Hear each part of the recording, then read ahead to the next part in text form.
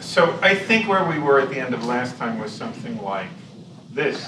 Um, if you take this sort of maximally megalomaniacal attitude towards statistical mechanics and run with it as far as you can, at least in the classical case, and I'll say something about the quantum mechanical case later, the place you end up in the classical case is with this thing that we were calling the mentaculus. That is, you have your microdynamical equations of motion. You have a past hypothesis. You have a statistical postulate. And from the two of those, you can get things like the H theorem and hopefully approach to equilibrium and blah, blah, blah.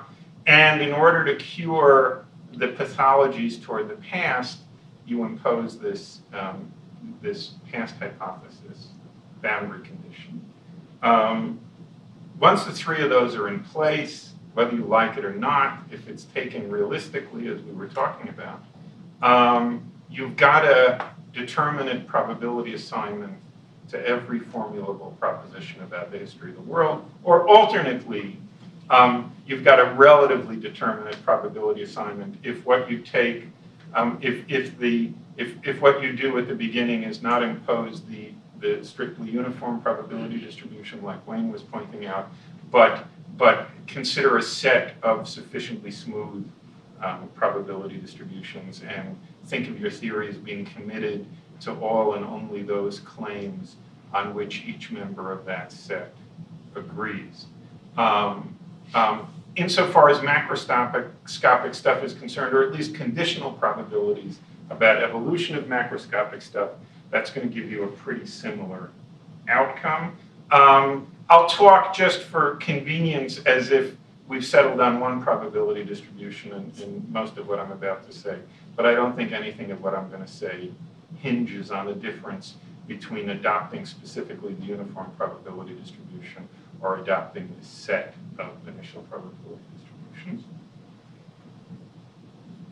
Good. The question that kept coming up, and rightly so, last time, and that I guess gets particularly urgent in light of the way I've just put things, is to say something that begins to make sense out of the very idea of putting something like a probability distribution over the initial conditions of something like a classical universe. That is, there's only one such object.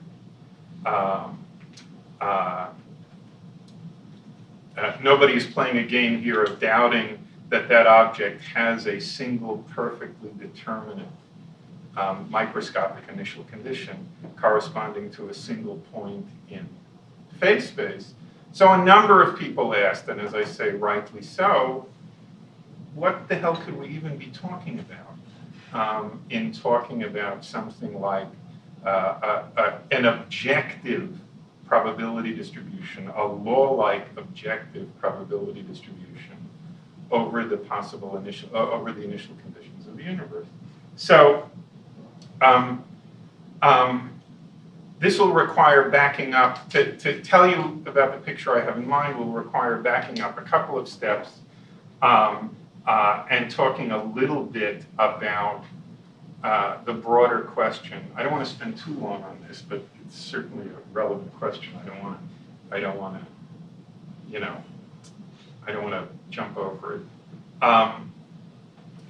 So one needs to first talk a little bit about the general philosophical question of what it is to be a law of nature, and going much too fast.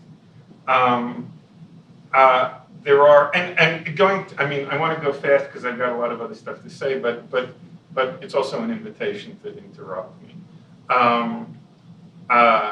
So very crudely speaking, there are sort of two big historical traditions of thinking about what it amounts to be a law of nature.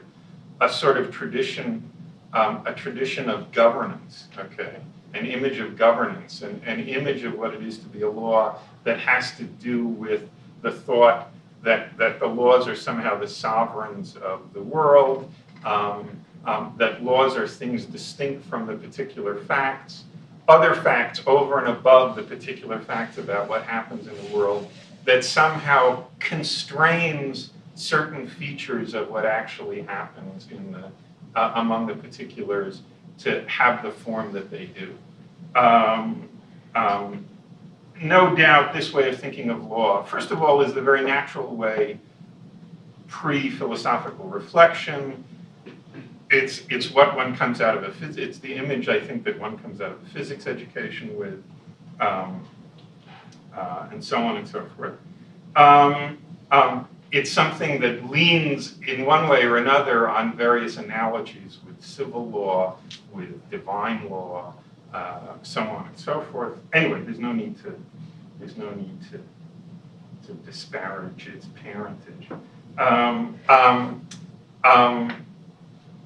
There's an image like that, and there's a tradition going back at least to David Hume of saying, I don't really get what the hell these people are talking about when they talk about this governance, or when they talk about when they talk about something over and above this ball hitting, this billiard ball hitting that billiard ball and that billiard ball going off, there's some third element, which is the necessity with which this follows from this.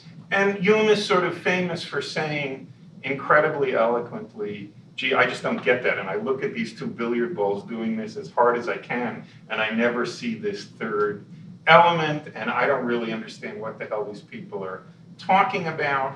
And there's an image, there's a competing image of what it is to be a natural law that's usually traced back to Hume and usually referred to as Humean, which is to see the laws as merely descriptive of patterns among the particulars, rather than something metaphysically distinct, something up in some Platonic heaven that causes the particulars to be the way they are, some additional fact about the world, okay?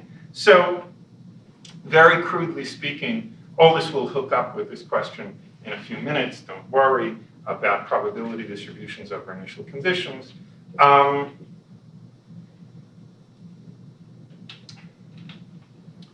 Here's a helpful image, I take it. So here's the deal. Here's a way of introducing the Humean conception of what it is to be a law. So you get to have an interview with God, okay? And you say to God, tell me about the world. And God says, okay, at this particular time, this particular elementary particle had this position and this momentum, and at that particular time, that particular elementary particle had that position and that momentum, and blah, blah, blah, blah, blah. And it becomes apparent pretty quickly that this could take a long time. And you say to God, you know, I'm sorry, I didn't realize this was going to take so long. I actually have other stuff that I have to do today.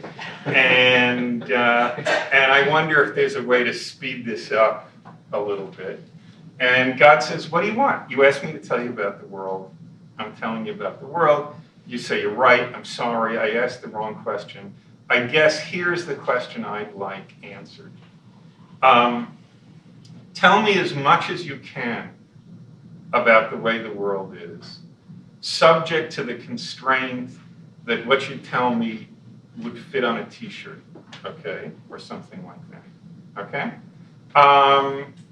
That's what I want to know. I don't have time to hear all the facts. What I want to know is as much as you're able to tell me about the way the particulars are. The set of particulars is sometimes referred to in these discussions as the Humean mosaic, okay? Naively, it's some assignment of physical properties, mass, charge, energy, blah, blah, blah, to every point in some four-dimensional block space-time or something like that. And what you say to God is, okay, I'm sorry, I don't want to hear all about the mosaic. I don't have time for that, and most of it isn't really that interesting.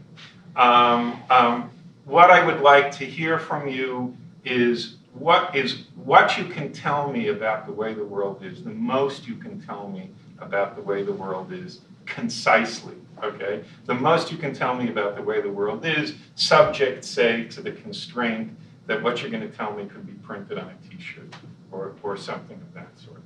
And there are various ways in which God might respond to such a request. God might say, I have just a thing for you, F equals MA, okay? It doesn't tell you everything. It doesn't tell you that the cookies are sitting here on the table at this time as opposed to there on the table at this time. There's an enormous amount that it leaves out, but it tells you a great deal about the way the world is, okay?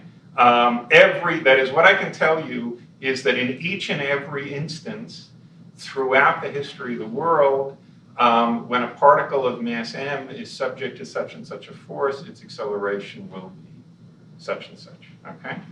Good. Or God might say, or God might say, you know, I'm sorry, there's nothing I have for you. So the world I just described, call it a deterministic world. Or God might say, you know, I'm sorry, I just got nothing for you. I mean, I can tell you the positions and velocities of all the elementary particles in the world at every moment. But if you're asking me for something pithy, for something simple and exceptionlessly true that sums up a great deal of it simply, the world just isn't that way. I got nothing for you. We would call a world like that, I don't know, chaotic. A world like that is a world that's profoundly unaccommodating to the scientific project, okay? It's perfectly possible to imagine a world like that, but God says the world doesn't happen to be like that. Or there's a third thing that could happen. God could say, you know, I don't have any statements which are sort of strictly and exceptionlessly true to tell you about the world, but I do have this. Of all the coins that ever get flipped or something like that, or of all the coins of a particular kind, roughly 50% are going to be heads, okay? And moreover, the other features of the sequence of coin flips, you know, in the history of the world obeys various other properties to a good approximation of randomness and so on and so forth. A world like that you call one with stochastic rather than deterministic laws, okay? The crucial feature to bear in mind is that the laws are just ways of telling you about the particulars, about what the particulars happen to be. The sort of cosmic question of why the particulars are what they are as opposed to something else is not taken to be something that science has anything whatever to say about, okay? What science is about is the business of summarizing the particulars as we find them to the extent that it's possible to do so concisely and informatively, okay? Why is it that scientists are interested in laws? That should be really obvious. Laws are the things that tell you in the most concise possible way the most about the way the world is, okay? So there's this other, let me put it in one slightly different way.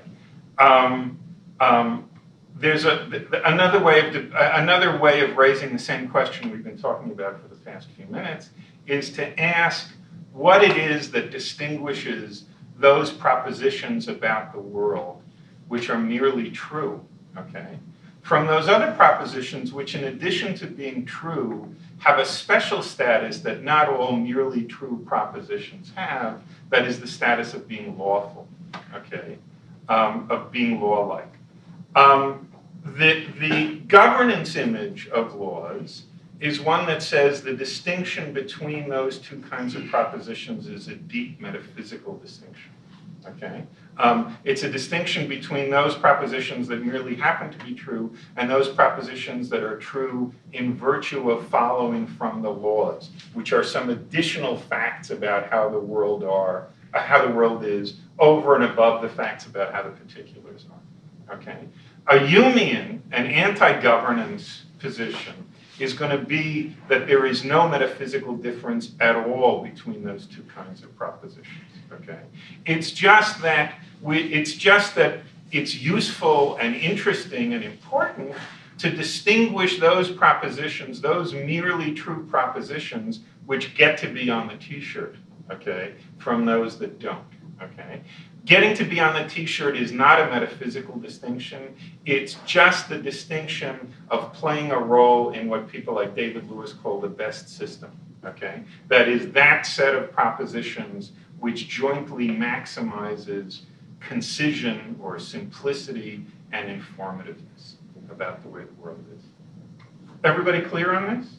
Yeah. I just want to check. So, can I be a Humean without buying into the best systems, or am I meant to think of these as being one? Well, I don't understand. I mean, you can. I don't know exactly what deserves to count as a Humean. You can certainly be. I take it. I don't know what to say. You can certainly be skeptical that there are metaphysical distinctions between law-like claims and merely true claims without buying into the whole best system shtick. Okay, so if somebody takes this fundamentally Humean position, I deny that there are any metaphysical distinctions between the law-like claims and the merely true, the law-like propositions and the merely true propositions. Then the next question I take it is going to be, good, so what do you think that distinction is about? And I take it there could be several answers. You could say, I think the whole thing is bullshit. I think there are just propositions.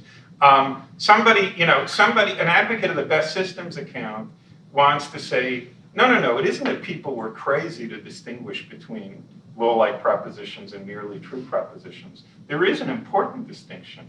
And there is an important reason why scientists should be interested in discovering the laws, okay? Not just any old true facts, okay? It's just that the relevant distinction has nothing to do with a metaphysical distinction, okay? It's a distinction about what fits into the best system. So I take it if you wanted to not go with best system, but assert that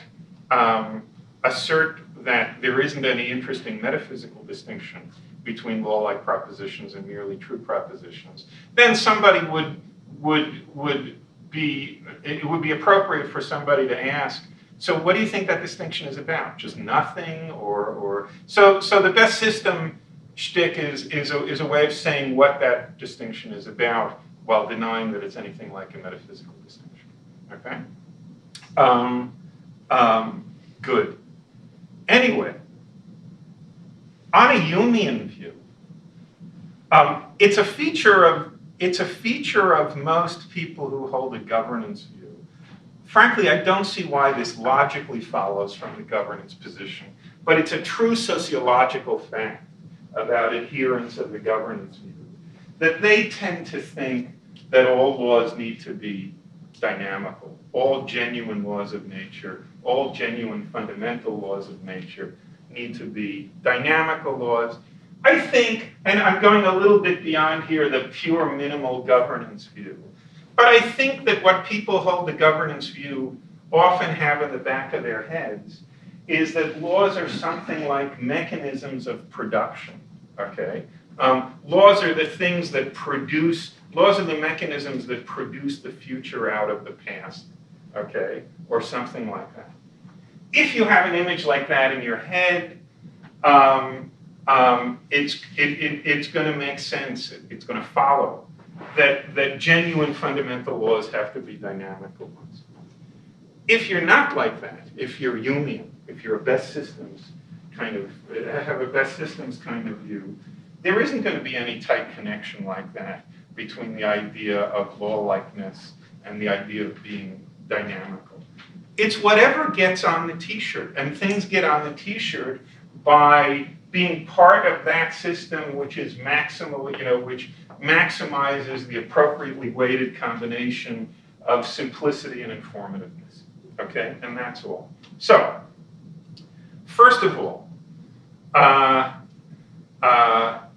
there's nothing ruled out on a Humean view with taking things like boundary conditions or initial conditions as laws, okay? If those things, if there's a simple thing you can say about something like a boundary condition or an initial condition that tells you a hell of a lot about the way the world is, okay? That's one of the statements you want on the t-shirt. That's one of the statements that God ought to put on the t-shirt, okay? If he's responding honestly and helpfully to your request. So there's nothing wrong with that. What about probability distributions? Well, take a case like classical statistical mechanics. I take it here's what the idea would be, okay? If we knew the exact initial condition of the world, the exact microscopic initial condition of the world, and we knew the microdynamical laws, then we'd know everything in a case like classical mechanics about how the world is, okay? The microdynamical laws are quite simple. F equals ma together with some force laws, the law of gravitation, something like that. Presumably, specifying the exact initial microstate is fantastically complicated. Indeed, given the laws, it's exactly as complicated as the whole history of the world. Okay. So here's something God might do. Okay. He'd say, look, here in a classical case, here are the microdynamical laws. The exact microscopic initial condition is way, way too long and complicated to fit on the t-shirt. So I tell you what I'm going to do. I'm going to tell you a lot that's interesting about it, although far from everything. Here's what I'm going to tell you. It's one of those microstates which is typical with respect to this simply specifiable probability distribution. Okay? Something like that. Okay? So the probability distribution here is being understood as a compact way of telling you a lot about what the single exact microscopic initial condition of the universe was. Okay? There isn't any denial here, as there might have appeared to be at first when one is talking about probability distributions, that there's only one universe, that the universe had only one initial condition, blah, blah, blah. It's just that that initial condition, although it would be fantastically informative, is so complex that it doesn't deserve to go on the t-shirt. Does anything deserve to go on the t-shirt along those lines? Well, the thought might be yes. We can tell you a lot about what the initial condition is, and in a way that tells you a lot about what the whole mentaculus looks like, what the whole history of the world looks like, by saying, look, I'm not going to tell you the exact initial condition. What I can tell you simply is that it's one of those that counts as typical with respect to this simply specifiable probability distribution, or with respect to a uniform probability distribution over this simply specifiable initial macro state, or something like that. Yeah? So can you just say a little bit more about that sentence you said like 3 sentences ago, which was it's when you learn a probability, when God tells you a probability, right. Probability claim, Right. You're supposed to learn something about the mosaic. That's the point of the view, right? Yes. And what you learn is, what is it you learn? It's you learn that the mosaic corresponds to a solution to the classical mechanical equations of motion, the exact microscopic equations of motion, with an initial condition which is one of those that's typical with respect to this probability distribution. How do you define typical? Yeah. That's a very there's a lot to say about that, and what I can say about it is much less than there ought to be to say about it at the end of the day. But there's a lot there's a lot you could mean. I'm not sure which of these approaches would be best, if any of them. Barry Lower has thought about this in a great deal more depth than I have. And Lewis, of course, thought about it some. But there's a lot you could say. You could say something like, what I mean by that it's typical with respect to this probability distribution is that it's one of those worlds for which the best simply describable betting strategy would be the one that uses these probabilities.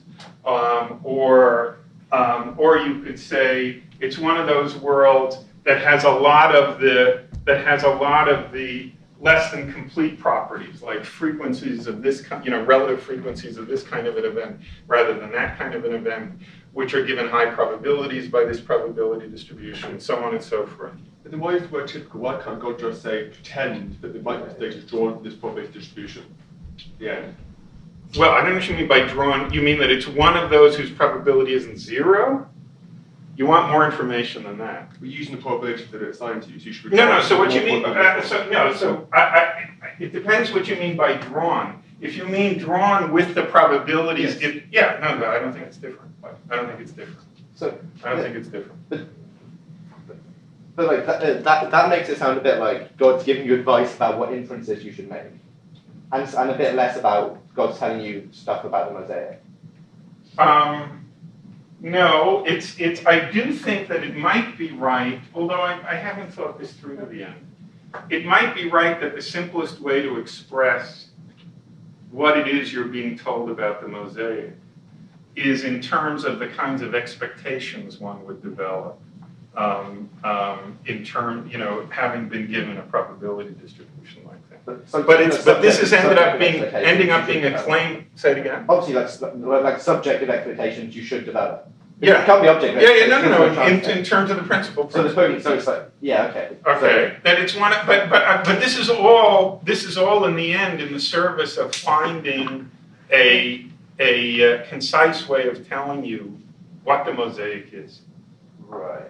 Okay. Right. Yeah. And I mean, would it go too far wrong? God says, well, look, the best advice I can give you for navigating the world is to set your credences according to this. Yeah. No, that's what I was suggesting and that is a a few minutes statement ago. about the world. That's a statement about which world you're in. Giving That's you right. advice about how to That's navigate the world is telling you about the world. Right. If your grandfather says, don't never trust a lawyer. Right.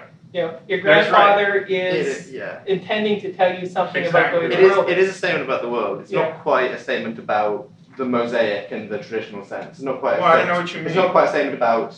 Well, the mosaic is like, here's a space-time point, and this is the property of that space-time point. No, it's And it's lots of those. The world is such that this is good advice. Right. That's what The mosaic is such that this is good advice. Right. Anyway, this is a long story. I just wanted to give. This isn't the main story I want to tell. If I think that, well, what do I want to say? Here's what I think. Here's what I'm pretty sure is true: that a Humean attitude towards laws offers resources for making sense of talk about things like probability distributions over exact initial conditions of the universe, even though it's taken for granted that the universe has only one such condition, that are much more awkward in the context of something like a governance view. Okay, and that roughly, in one way or another, the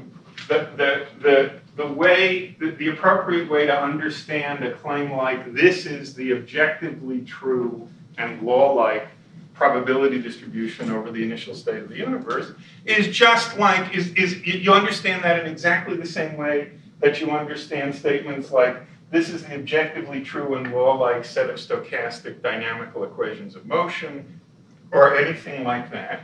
The probability talk comes in because it turns out to be an effective tool for concisely telling you a lot about the mosaic itself. Okay? Okay. Good. So that's that. So once again, with that kind of understanding of probability, we've got this fantastically imperialist conception of statistical mechanics in place. The thing on this simplified version where I'm taking a specific uniform probability distribution, the thing assigns a probability to every formulable proposition about the physical history of the world. Every interesting regularity about the way the world is ought, in principle, it ought in principle to be possible to dig every such regularity out of this mentaculus just by means of the appropriate sorts of conditionalization, of probabilistic conditionalization. And the rest of what I want to do, now, the rest of what I want to do is essentially to sort of apply that method, or the rest of what I want to do with the classical theory.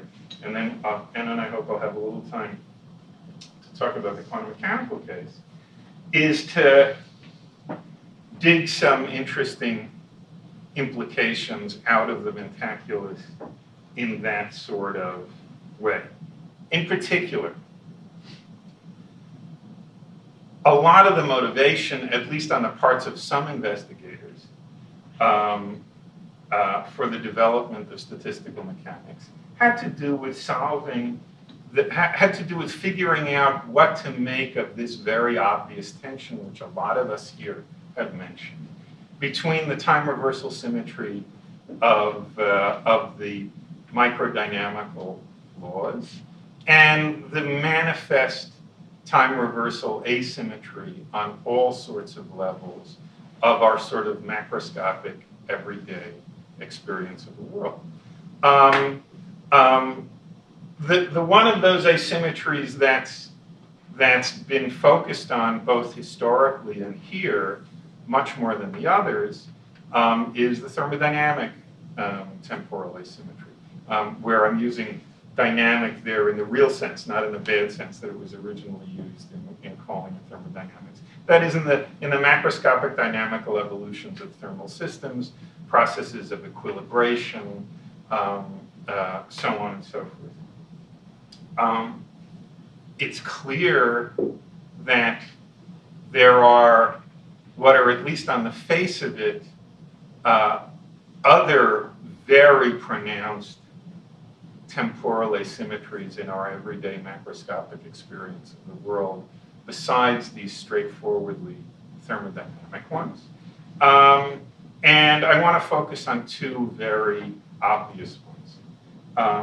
One is what you might call the temporal asymmetry of our epistemic access to the world. Okay?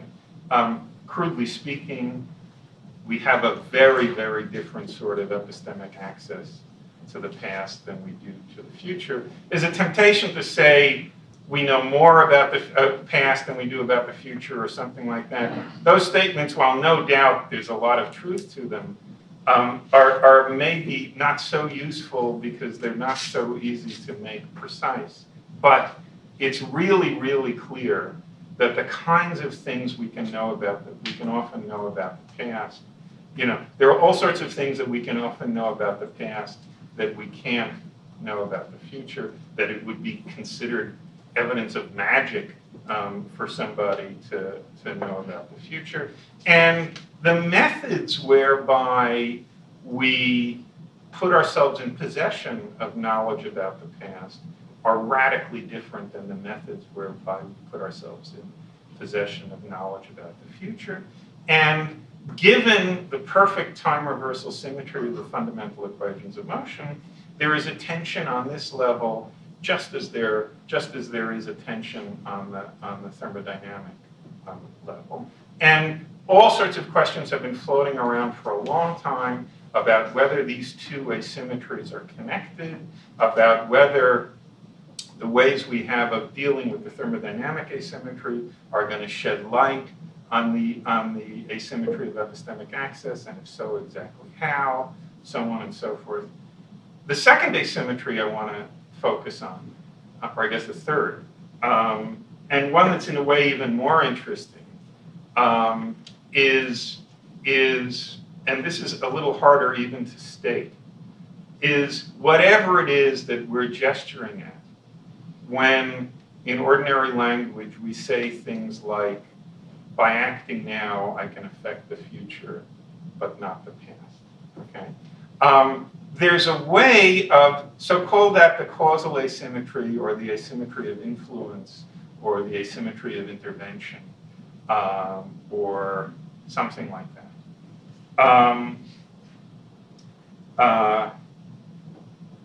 there's a sort of junior high school way of dismissing that question altogether by saying something like, especially in the context of classical mechanics, the question doesn't even make sense, the world is deterministic. The fact that you're even asking such a question exposes a certain naivete about science on your part. You must be assuming things like free will or something like that. You're not treating the whole world as a mechanical system the minute you even raise such a question.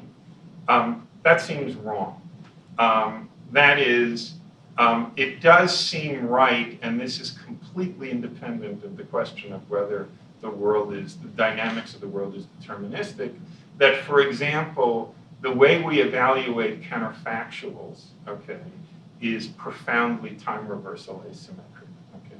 That we think that it's the case that if my finger were here now rather than here, that might imply all kinds of differences toward the future, and at least the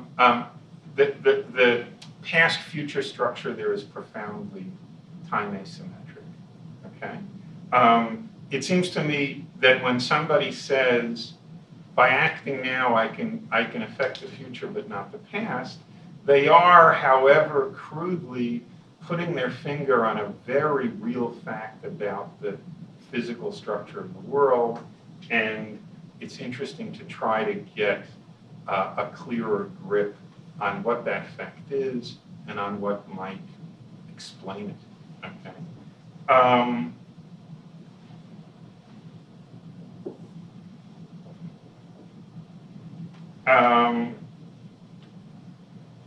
There's a way of saying, in response to both of these questions, I guess I'm repeating myself here, but just very briefly, there's a way of saying in response to both of these questions, I don't even understand the question. It seems, if the first question is something like, why do I have memories of the past and not of the future? Well, that's because it's just part of the definition of memories, that they're of the past and not of the future. This is a way of missing what's interesting about the question, okay? There is a very different kind of epistemic access that we have to the past than the one that we have to the future. And particularly in the case of memory or recording or epistemic access in general, I take it it's perfectly clear that this is ultimately a physical question, okay? This is a question about what kinds of correlations there are between certain degrees of freedom of the world at certain times, degrees of freedom of my brain, or of various photographs that I have, or various recordings, or of the states of various recording devices, or something like that, and situations of certain other degrees of freedom of the world at certain other times. And the claim is that there are correlations, that there are certain sorts of correlations where the brain state only comes after and not before the state that the state outside of the brain that the brain state refers to, or something like that. Everybody with me here? Yeah. I just want to check that I understood the previous points of the. Yeah. So is it what we want to capture that say if my finger is here as opposed to here, that somehow that difference we think is relevant for things that will say lie in the future, but even if that was the case, we don't think that changes anything about it. Or I mean, counterfactuals will be a useful way to flesh this out. Right. But it's useful to say it in order to bring out the fact that this is some kind of structure in the actual world. Okay. I guess there are other ways that it's also helpful to put it. You want to explain why it's bad to expend a lot of energy trying to change what happened 5 days ago, okay? And why it's not a bad investment of your time to expend a lot of energy trying to change certain aspects, at least, of the way the world is going to be 5 days from now, okay? There's a strong temptation to think, and this is a distinction, that is, I take it in the case of epistemic access, okay? and maybe it's appropriate to pause here and see if everybody's on the same page. I take it that in the case of epistemic access, at least ultimately, at least at the level of principle, that's something that physics owes us an explanation for, okay? That's ultimately going to come down to claims about correlations between the values of various different physical degrees of freedom at different times. If physics is for anything, it's for that, okay? So of that, there had transparently better ultimately be a physical explanation. There's a question, yes. Well, finish with There's a question, of course, there's a further question, once it's granted that in some principled sense, there'd better be a physical explanation. There's a further question about whether we have any right to expect that as a methodological matter, physics is going to be the right science from which to approach this, okay? Rather than some special science like psychology or something like that. That is, you might grant, yes, of course, ultimately that's a physical question, in the same sense that ultimately questions of economics are physical questions or something like that. We think that physics is the supervenient space of all of this stuff, but nobody would think that it's going to be a very useful project to look for economic regularities by doing experiments on simple physical systems. Why should we feel otherwise about memory? I take it, I mean, at the end of the day, the proof is going to be in the pudding. But I take it before you even get started, the following kind of intuition can be appealed to, okay? If we meet Martians or, people, or people from another galaxy or something like that, we're not going to be surprised if their taste in food is different from ours. We're not going to be surprised if their ethics is different from ours. We're going to be very, very surprised if their epistemic relation to the past and future is the inverse of ours, okay? If you just consult your intuition, this kind of epistemic asymmetry seems like a much more fundamental fact and a fact that feels much, much more universal than the facts of the various specialized sciences. And that's a clue that maybe fundamental physics is the right place to look for an account of an asymmetry like that. Yeah. Oh, I'm sorry. Yes. Yeah. Yeah. Well, I think I'm with you under the supposition that we have just come back from our consult with God, and he told us the story that you mentioned, namely that something like, you know what, the dynamical laws of the universe are deterministic, Right. But you'd better put this and this probability distribution over the possible initial conditions. Right. So if we come with that information on our T-shirt, we can start to wonder about all other kinds of aspects. Right. I could also imagine, I'm not sure whether you would agree with me, that God might have offered us some other type of advice. For example, I'm thinking he might have told us, look, here's a good way to navigate your course through the Humean mosaic. Right. You can influence the future, but not the past. Sure. No, that's perfectly possible. Yeah. That's perfectly possible. And perhaps some other things, but that might be one of the ground. Yeah, excellent. That's very good. That seems a pretty good, simple, and useful and helpful advice. Yes. Excellent. The question is then, would we still be looking for a deeper physical explanation, or would we just say, in a Humean style, look, this is just the regularity? I mean, that would be a very different, so you're imagining, for example, that what God ends up telling us aren't things about the microevolution of the world, okay?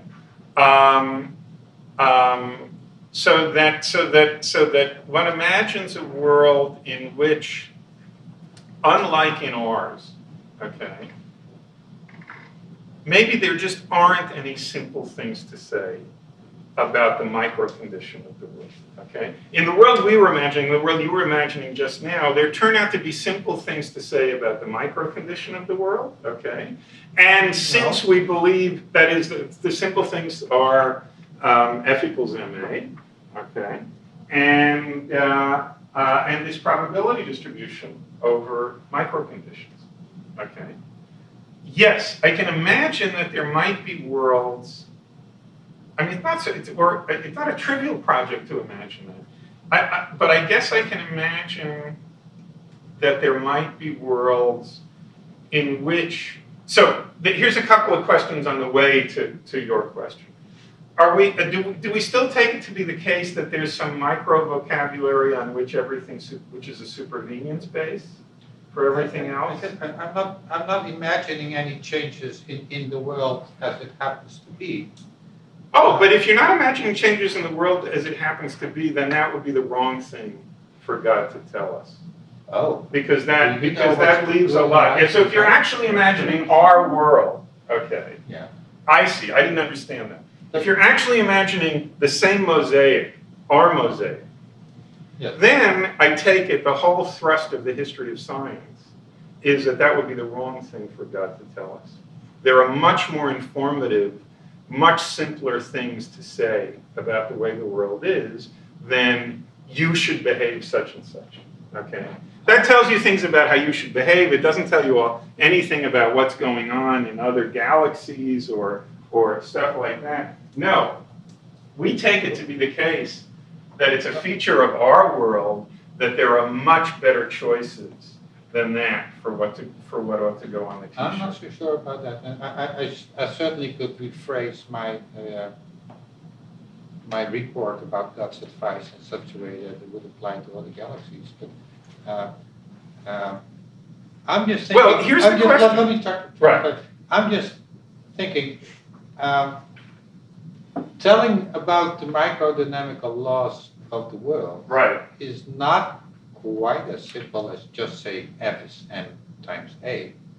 It would require telling us exactly what a Hamiltonian is. Yeah. The force laws, that's what I said, yeah. And even if you don't know the initial conditions, sure, that Hamiltonian is going to involve all those 10 to the 80 elementary particles. Oh, no, but it might involve them in a very systematic and repetitive way. But it's going to be a very complicated. No, I don't see why you say that. No, you write a sum. This is a question. Even for 3 or 4 hard spheres, yeah, it's not something for which you can actually solve the dynamical law. That's another story.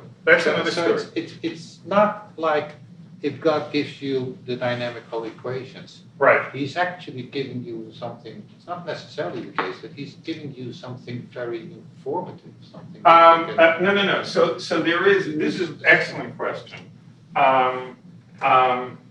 There are a lot of questions.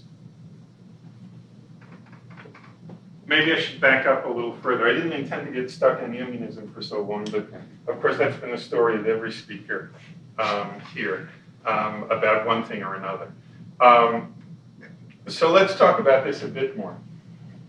There's a long history, first of all, in attempting to develop this kind of best system analysis of people asking for more guidance as to exactly what you mean by simplicity and exactly what you mean by informativeness. And there are two, I think there's been I think there's been two traditions there that people often haven't recognized as two distinct traditions. It looks like, at least for a lot of his career, Lewis, who was responsible more than anybody else for developing this kind of view, hoped that there were ultimately going to be fully objective criteria of simplicity and informativeness. And what would emerge from that is that there are objective claims about what the laws are. Although even if there were objective criteria like that, there's another worry looming in the background, and I think this is in a way something you were alluding to, where people always ask Lewis, well, what if there's a tie? Okay, what if there are several? What if there are several things? You know, several completely different ways of putting things that turn out to be equally informative and simple, and so on and so forth. Lewis replied to that, yeah, look, I don't know what to do. The history of science isn't, in the history of science thus far, our problem has never been we've got too many best systems, okay, but that we don't even have one, okay. So you might say there's reason to believe from the history of science that worrying about a tie isn't a huge worry. One can still ask in principle, yeah, but what are you supposed to do if there is a tie? I don't know that Lewis ever had a good answer to that. Then there are these questions of developing objective ideas of simplicity and strength. That just seems to me a violation of the whole Humean spirit in the first place. I don't know why Lewis would have wanted that, okay? That is, it seems to me that the minute you take this Humean approach, okay, you are very much and very explicitly taking it on board, okay? That laws don't, that there isn't some fact out there about the world about which propositions are law-like and which aren't, okay? It's the ones that God is going to put on the t-shirt designed for you, okay? And there's nothing in principle saying he wouldn't, if somebody came to him with who spoke a radically different language or something like that, there's nothing in principle that guarantees that the t-shirt designed for that person in the same world would be the same t-shirt, okay? That having been said, I think you can ask an interesting scientific question. Suppose we have the laws, suppose we have our t-shirt for the world. Mind you, it is required of this t-shirt that all the statements be true, okay? There's an objective fact about what the mosaic is, and all the candidates for appearing on the t-shirt have to at very least satisfy the requirement of being propositions about the mosaic that are true, okay? Good. Then you can ask, suppose we've got our set of laws, and we ask if those are the laws for us of the world, that is, if that's the best way of summarizing for us the mosaic, is it in accord with those laws that embodied information gathering systems could exist, for whom the t-shirt would be different, okay?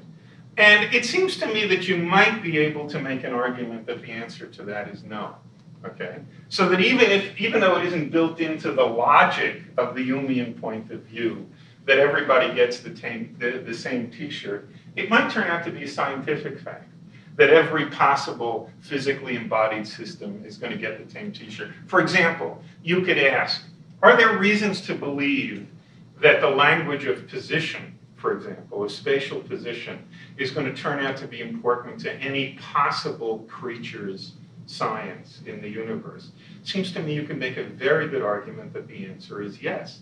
It has to do with the fact that the interactions in what we take to be the Lagrangian of our world are spatially local interactions, okay?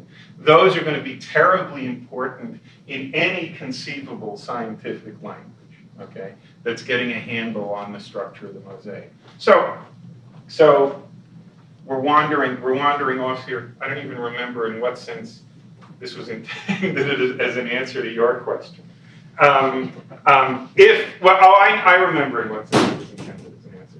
So look, the idea is, if it's our world you're talking about, no, presumably it wouldn't be, saying something like, act only so as to affect the future, wouldn't be a member of what turns out to be the best system for summarizing the entire mosaic.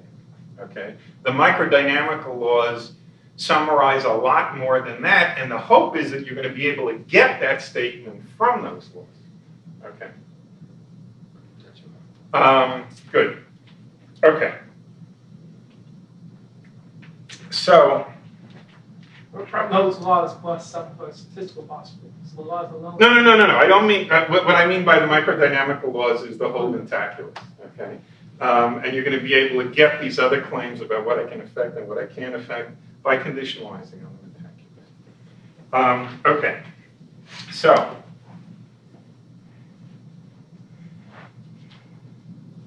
good. So having made our excuses for even taking up such a problem,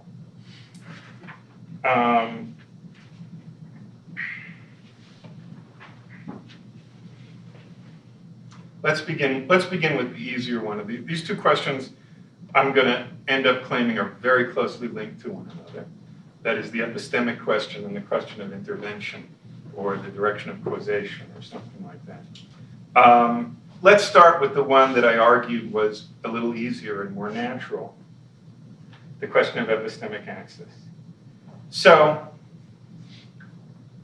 here are two different procedures for using the laws to make inferences about the world at some time from facts that were given about the world at some other time or set of times. Here's the first one. Here's a procedure. Take, say, the macro state of the world at some time, or what you happen to know about the macro state of the world at that time, or something like that. That time presumably being the present. And make inferences as follows.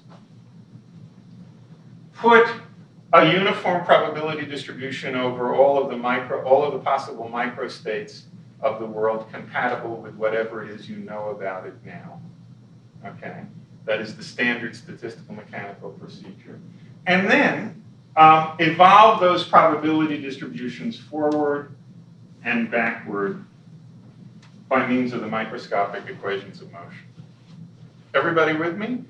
When we do it forward, let's call this procedure prediction. When we do it backwards, let's call it retrodiction. Okay? One of the things that's been brought up here time and time again is that retrodiction is in fact a disastrously bad procedure for inferring facts about the way the world previously was. There are very simple sets of systems for which it presumably works well, things like planets and stuff like that. But for most interesting systems, it works really, really poorly, precisely because of the typical shape of these entropy. Entropy is a function of time trajectories, which we've been talking about again and again over the past week. Good. But anyway, this is a procedure, call it the predictive / retrodictive procedure, for inferring, for drawing inferences about what the world was doing at other times from some facts about what it's doing now. Okay? Once again, retrodiction is terrible. Prediction, on the other hand, I would claim probably encompasses everything that after due consideration and upon reaching reflective equilibrium, prediction probably encompasses everything that we actually take ourselves to know about the future. Okay? That is, here's a claim. Take anything we take ourselves to know about the future, which would stand up under the appropriate kind of scrutiny, and so on and so forth. That would, in principle, be recoverable by the procedure I'm calling prediction here. Yes? I'm a little bit confused, but why is it that we want to have the same rule going both? No, we don't. I'm not giving you recommended rules here. I'm just giving names to various procedures, okay? This is so far just technical and definitional. Doing this is called making a prediction. Doing this is called making a retrodiction. Claim, making a prediction is a good way to go to figure out things about the future. Making retrodictions are very bad ways to go for the purposes of learning things about the past. Okay, here's another procedure, a procedure whose logical structure is completely different. Call it, for reasons that will become apparent in a minute, inference by measurement. Okay? What happens in inference by measurement is that the information you start with is information not about, some set of facts not about how the world is at one time, but sets of facts that include some facts about how the world is at one time and some other facts about how the world is at some other time. Okay? And what you do in inference by measurement, the logic of inference by measurement, isn't that you start with one time and go out in both directions from that, but you start with two times and use those to infer certain features of the way the world was in between those two times. Okay? The reason this is called inference by measurement is this is the logic of measuring instruments. One might, if somebody wakes you up in the middle of the night and says, what is it to be a measuring instrument for such and such, you might be excused for saying it's to be the kind of physical device which, given that it has interacted with the system that it's designed to look at, reliably goes into such and such a state after the interaction is over. That's, of course, false. There's another assumption you're always making about measuring devices, that there was a time before that interaction when they were in what you might call their ready state, okay? When they were plugged in, when they were facing in the right direction, when they were properly calibrated, so on and so forth. Without supposing nothing like that, anything like that, the state after the interaction doesn't necessarily indicate anything whatsoever about the state of the measured system at the time of the interaction, okay? So the logic of the way we make inferences from looking at states of measuring instruments, okay, isn't like this. It's like this. Everybody with me? This is going to be a really important distinction that's going to come up again and again and again in everything else I want to say here. So I hope that's clear. So look, here's a very trivial thing to say about these two procedures. There are all sorts of circumstances in which inference by measurement can be fantastically more powerful, that can be fantastically more informative. I mean, sort of mind-bogglingly more informative than inference by prediction or retrodiction. Consider the following example. I have a bunch of billiard balls bouncing around frictionlessly on a billiard table, okay? And I want to know whether billiard ball number 5, say, is to be involved in a collision over the next 10 seconds, okay? Good. In order to answer that question by the method of prediction, I'm going to need an enormous amount of information, an amount of information which rises linearly as the number of billiard balls on the table rises, okay? About the positions and velocities of all the billiard balls on the table. And I'm going to have to do a fairly elaborate calculation once I have all that information, if I can do the calculation, to discover by prediction whether or not billiard ball number 5 is going to be involved in a collision over the next 10 minutes. Suppose, on the other hand, that I want to know whether or not billiard ball number 5 was involved in a collision over the past 10 minutes, okay?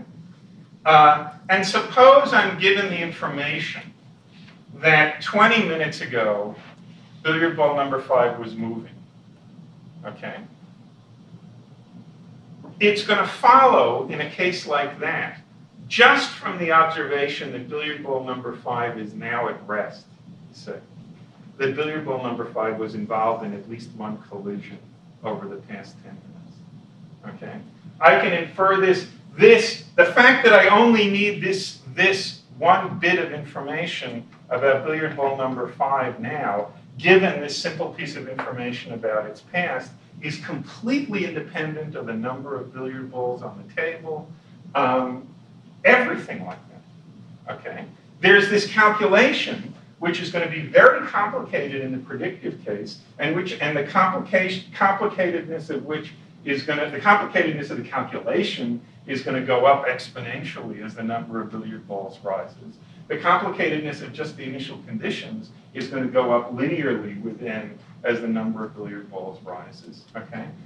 So the business of settling that question by prediction or retrodiction is going to be fantastically complicated and fantastically dependent on the number of billiard balls on the table. The business of settling that by a measurement type inference is going to be trivial. It's not going to depend at all on the number of billiard balls on the table. There's a really, really striking difference here. Everybody with me? Yeah. I'm just curious.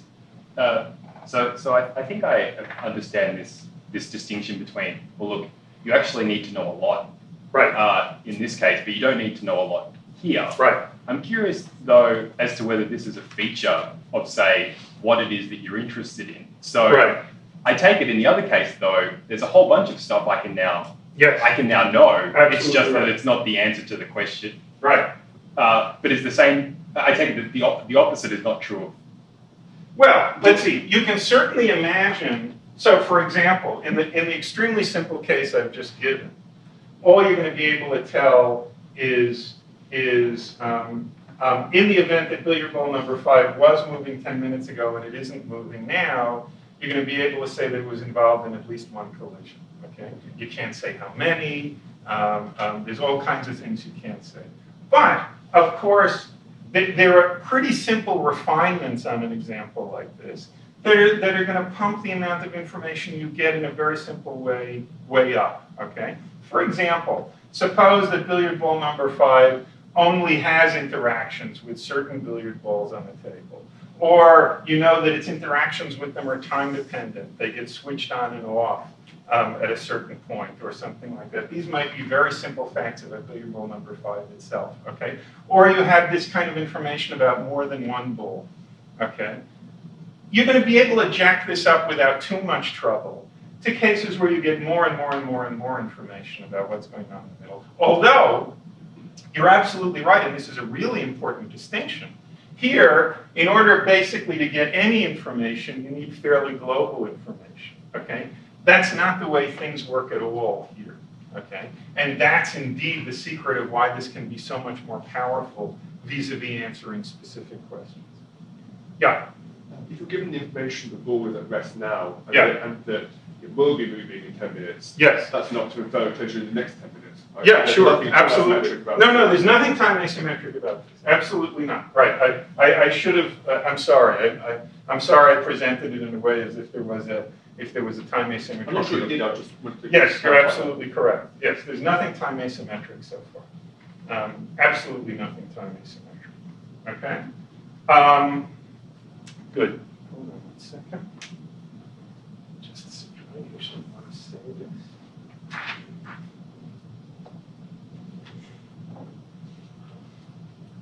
Okay, but look,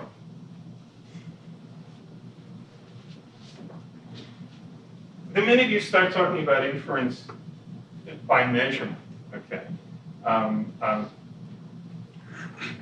obvious question pops out. Okay, this is presumably the structure of the game we're playing here, the structure of the game we're agreeing to play for the moment, is something like this. The situations to which we take ourselves to have the most direct and unproblematic kind of empirical access, okay, are situations, I don't know, spatially near us in the present, okay? And the game is always a game of trying to see what you can infer from the present situation of the world about its situation at other times, okay? And if you bear that in mind, this looks like a sort of weird artificial kind of structure. That is, the immediate question is going to be, well, fine, but suppose that this is the present. How is it that you came by information about this time, okay?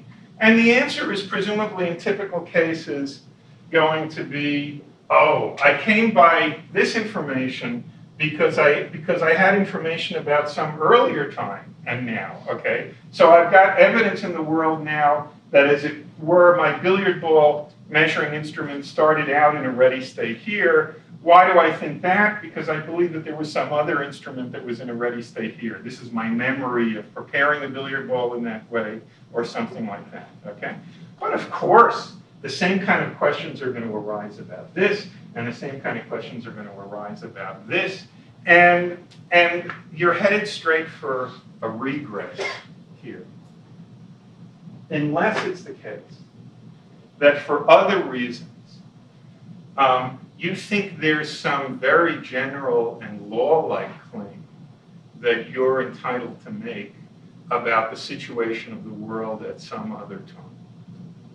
Everybody with me?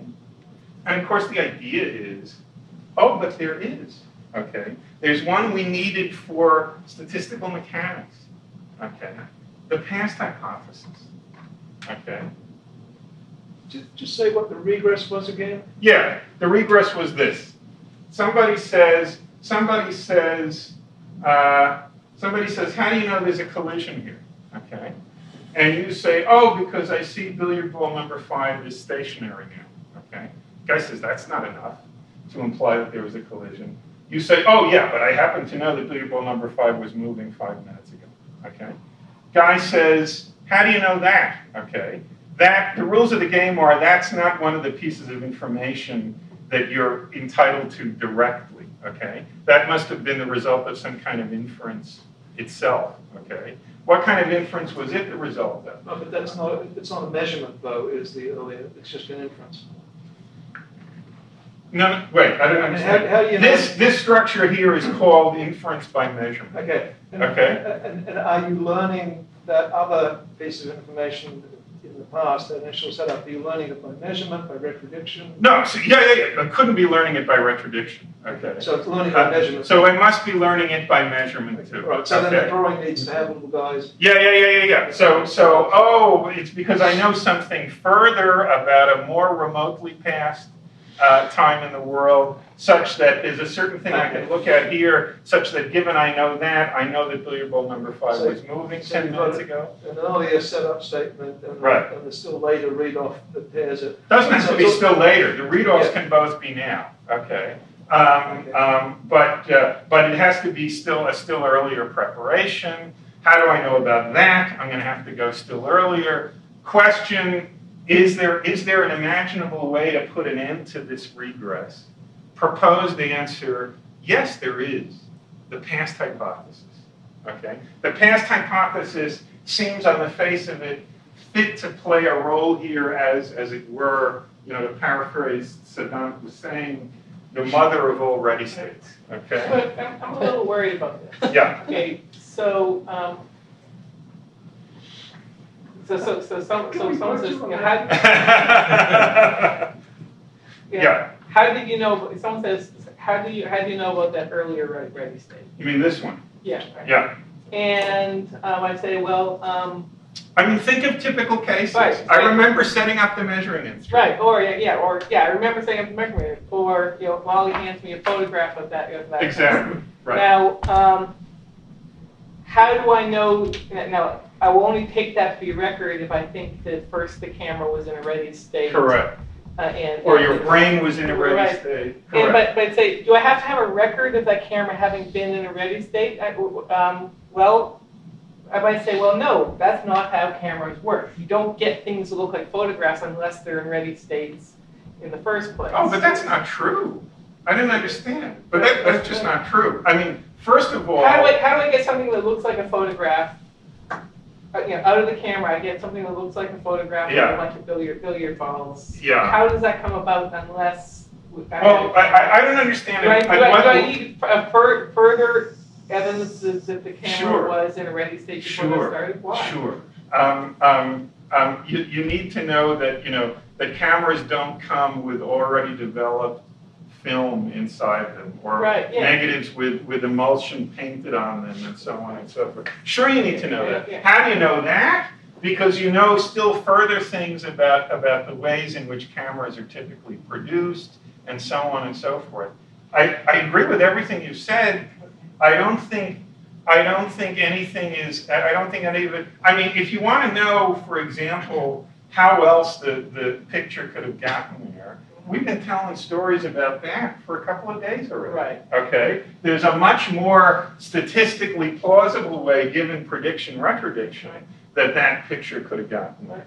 Okay? So sure, there are other scenarios about how that picture could have gotten there, which would entail that it is not the kind of evidence for past states of the world that you're taking.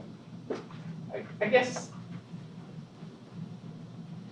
there's a further, my question is motivated by further niggling worry. Right. So you're imagining that God says, here's what I'm going to write on your T-shirt. Right. Ooh, we're back to Laws- this now. Yeah. Laws of nature plus probability distribution over initial conditions. Right. It's not clear to me that in fact would be the most informative thing for God to say. I'm imagining God says laws of nature plus transition probabilities, something like that. That if you have a macroscopic state of a certain point of a certain type at any time, no matter when it happens, right. Here are probabilities for the next right. macro state. Right. I think those two. Actually, the other David and I were discussing this the other day. I think at the end of the day, actually, those two are going to converge on one another. Here's what I mean.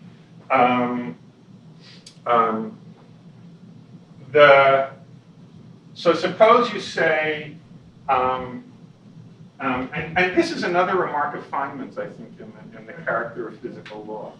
Okay. Suppose you start with the microdynamical laws, and suppose you start with the following. Okay, you start with the microdynamical laws and a prior over microstates of the world, which is uniform over the whole phase space. Okay, then you're screwed. Okay, you're never going to get anywhere, no matter how many observations you make. Okay.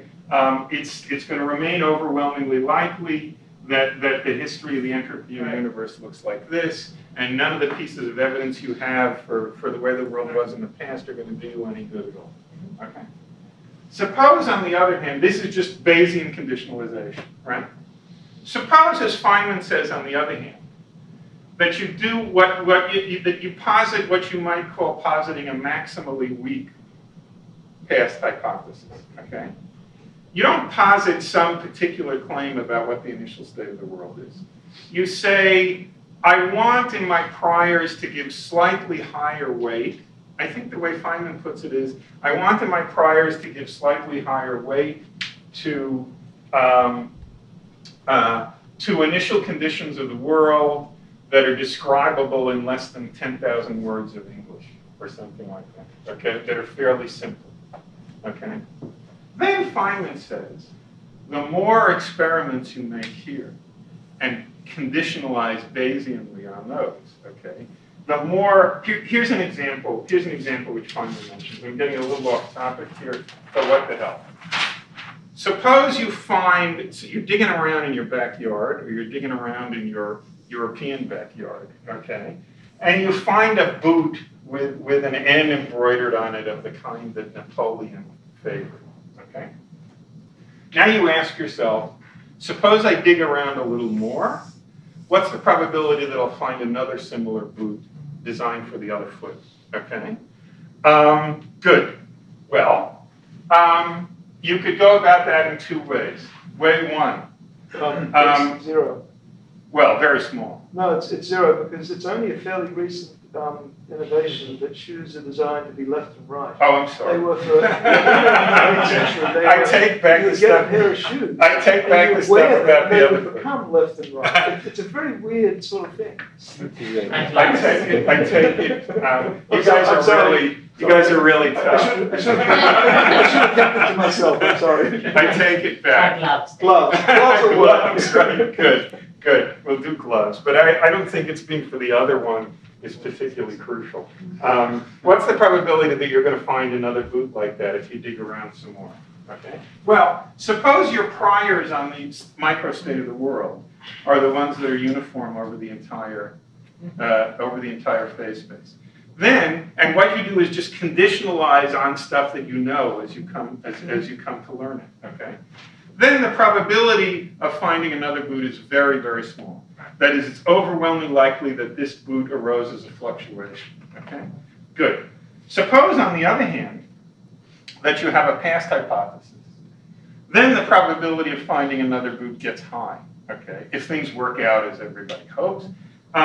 Because under those circumstances, the most likely account of the appearance of this boot has to do with the existence of a historical figure named Napoleon, that all the other books attest to, and so on and so forth. Okay, good. Suppose you have something intermediate, okay. Your priors aren't the completely uniform probability over the microstates compatible with the macrostate. They give slightly higher values to simple early macrostates, okay? In that case, digging up, finding a second boot after you find the first one is going to favor one of those simpler descriptions, okay? And eventually, what you're going to converge on after you do a lot of such experiments by Bayesian conditionalization is something like the past hypothesis, or that's the claim. Is that clear? Okay, yeah. Is that okay? Yeah. I'm not sure that it speaks to the point I was trying to make. Oh, I'm sorry. Okay. Then it was a long. Right. Okay, sorry. Because if I'm imagining God giving me all these transition probabilities rather than probabilities of early conditions, right? Then it seems to me I don't necessarily get that kind of regress. I get to say, well, look, if I find the boot, I might say, well, what do I infer? Well, I know what kind of antecedent conditions are likely to give rise to boots, and I think antecedent conditions in which there's Napoleon are more likely to give rise to boots than sludge will rise by fluctuations. And so it seems that it gives me all the transition probabilities. I don't think it seems to me like I don't have to do this regress all the way back. So let's see. I'm not sure. However, if then after I get bored of my backyard archaeology, I start doing cosmology, and gather a lot of evidence and conditionalize on that armed with my transition probabilities, I will come to the same conclusions about the early universe that you want to put. I don't think just with transition. So let me try to formalize what you're saying a little more. I take it what you mean by they just give me transition probabilities is that God does the following. He says F equals ma is always true, together with the force laws, that a certain Hamiltonian is always true. And prediction toward the future always works. So something like, given certain macrostates, here's the probabilities you should attribute. Right, you should attribute toward the future. That's right. They'll be, I take it, the prediction. Okay, all right. Good. So, good. And God says, don't try to reverse these. Yeah. Don't try to reverse this. Prediction always works to the future. So what I'm telling you is F equals ma is always true, and prediction toward the future always works. Okay, so the trouble with that is that that's not going to distinguish between circumstances in which these kind of Russell type skeptical words, right? That's not going to distinguish between cases where the world was created 5 minutes ago in the state that you normally think it was in 5 minutes ago, okay? And the situation where the world was created 13 billion years ago at the Big Bang, okay? In order to get that, I think you have to... He has to give you something more. Yeah, he has to give you something more. He has to give you something more. All right. Okay. Yeah. I've got a line of questioning. See what happens when I invite everybody? Yeah, go ahead. Yeah. But it might be completely beside the point. If this idea of a regress is going to be very important, then I have a worry. But if it's not going to matter that much, I'll leave it. Well, it depends what the worry is. Well, I don't see regress. That's the worry, but it might be relevant to what's next. Well, that sounds like a worry. What do you have in mind? What I have in mind is the following. You have a regress. Right. You can say that our present knowledge is only justified if we know that before, and we can only know that before because we must know that before, and we must know that before, and we must know that before. That has to stop somewhere. Right. You're mischaracterizing how it is that we learn about the past. what happens is that everything we know is present knowledge, roughly present era. Right. And what we can do when we say do geology is we say maybe conjecture that it was in such and such a way in the past, and then we do present measurements, and then we find various indications telling us, independent indications are telling us, yes, you're okay with that, you can live with that. There's no problem with that. You can stop there. Geology is perfectly cogent. We don't need the successful cosmological operation to be fully carried out for geologists to have no epistemic difficulty with that state. They might know how it came about, but that doesn't matter. No. The science is fine. Yeah. There are two projects that need to be distinguished from one another here. Okay. One project is the sort of actual practical business, okay, and special scientific business of reliably making such inferences in a way where you don't run into any trouble in the special science. Okay.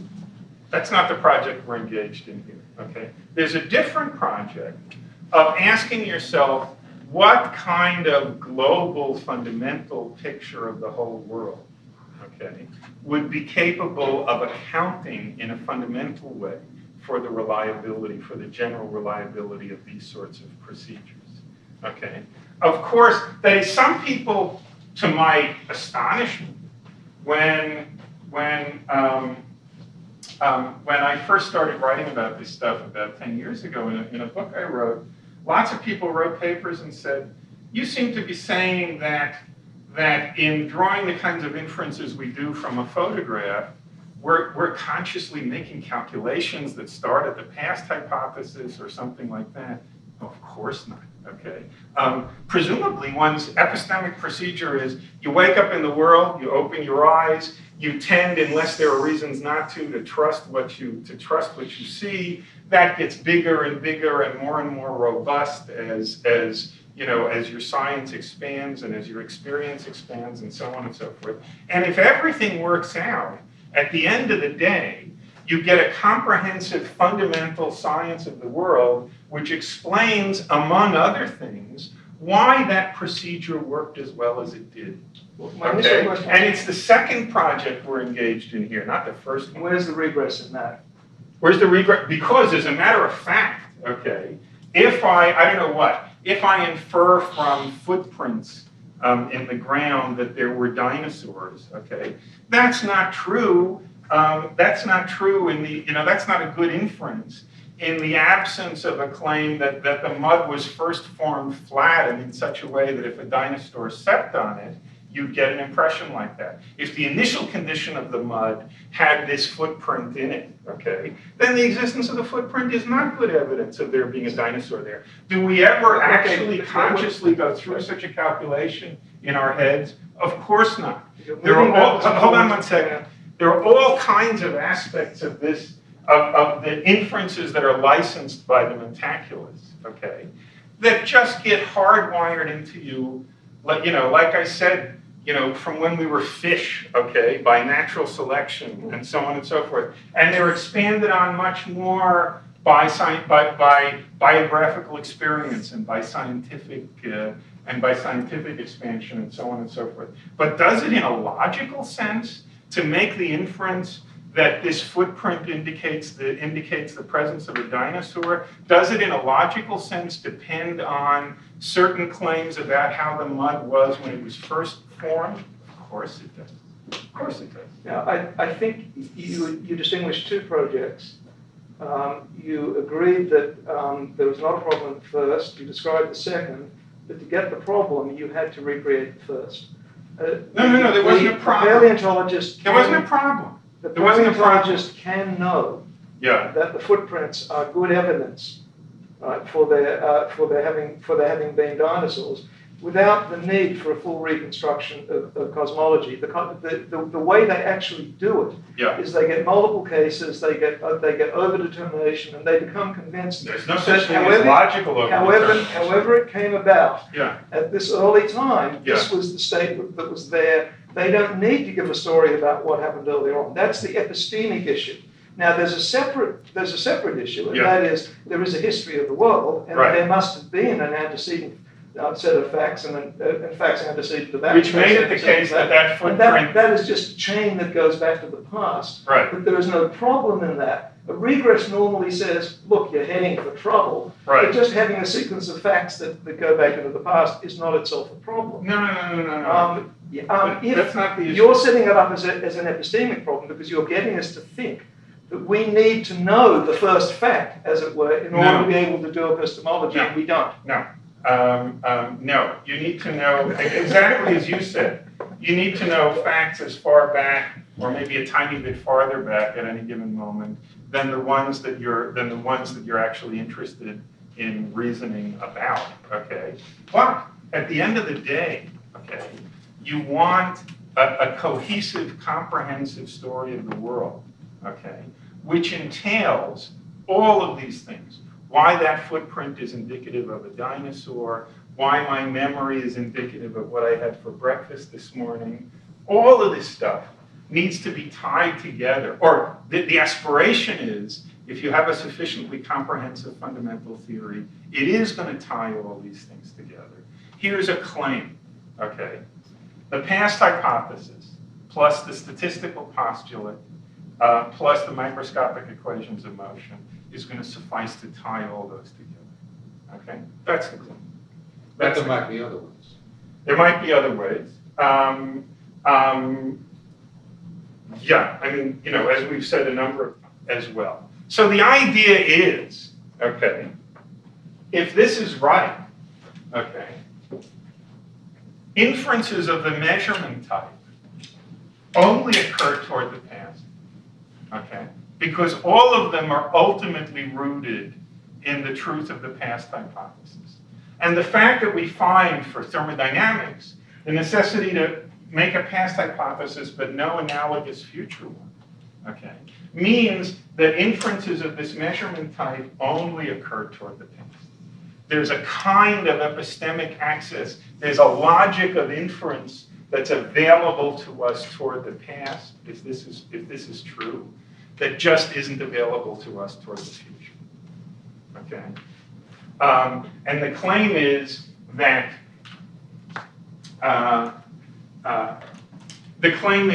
that asymmetry is playing a central role. There's a lot more to say about this, which I probably don't have time to go into. The claim is that kind of asymmetry is playing a very central role in the general asymmetry of epistemic access to the past and the future. Should we break now, or should we? Yeah, I think so. Okay. Okay. Any comments or questions before we go on? Yeah. Yeah, well, I was thinking, I had, I guess, sort of similar worries that John Norton was raising. I'm thinking also of, tracks they found on Mars, and they now think as evidence that there was once water flowing on the surface many millions of years ago. Right. And again, there might have been peculiar conditions on those sand dunes that could give us quite a different story about how those tracks were. Right. But the typical type of inference is just that we take the present data, which we learn from experience, we make an inference assuming that some simple hydrodynamical laws hold, and we could make a Bayesian inference about all the possibilities that led to the formation of the Earth's tracks, and presumably with high probability we conclude that it must be due to water. No, but the question is, what are our priors in the? Well, I can't give you the details. But just to make it clear what the sort of context of the discussion is, the claim is that that's going to be the prior that that leads quickly to the kind of inferences we're used to make. I can see that that's your claim. Right. That right. If I conditionalize on that, right. you could get to Right. the same Right. conclusions. Of course, people do not consciously use that. Absolutely. Right, we agree with all that. Now, the question is not just, I mean, there's a difference between data we know for sure because we sort of simply have direct experience of them, and inferences we make about hypotheses, although we're never quite sure about what happened, but they seem to be the most reasonable explanations.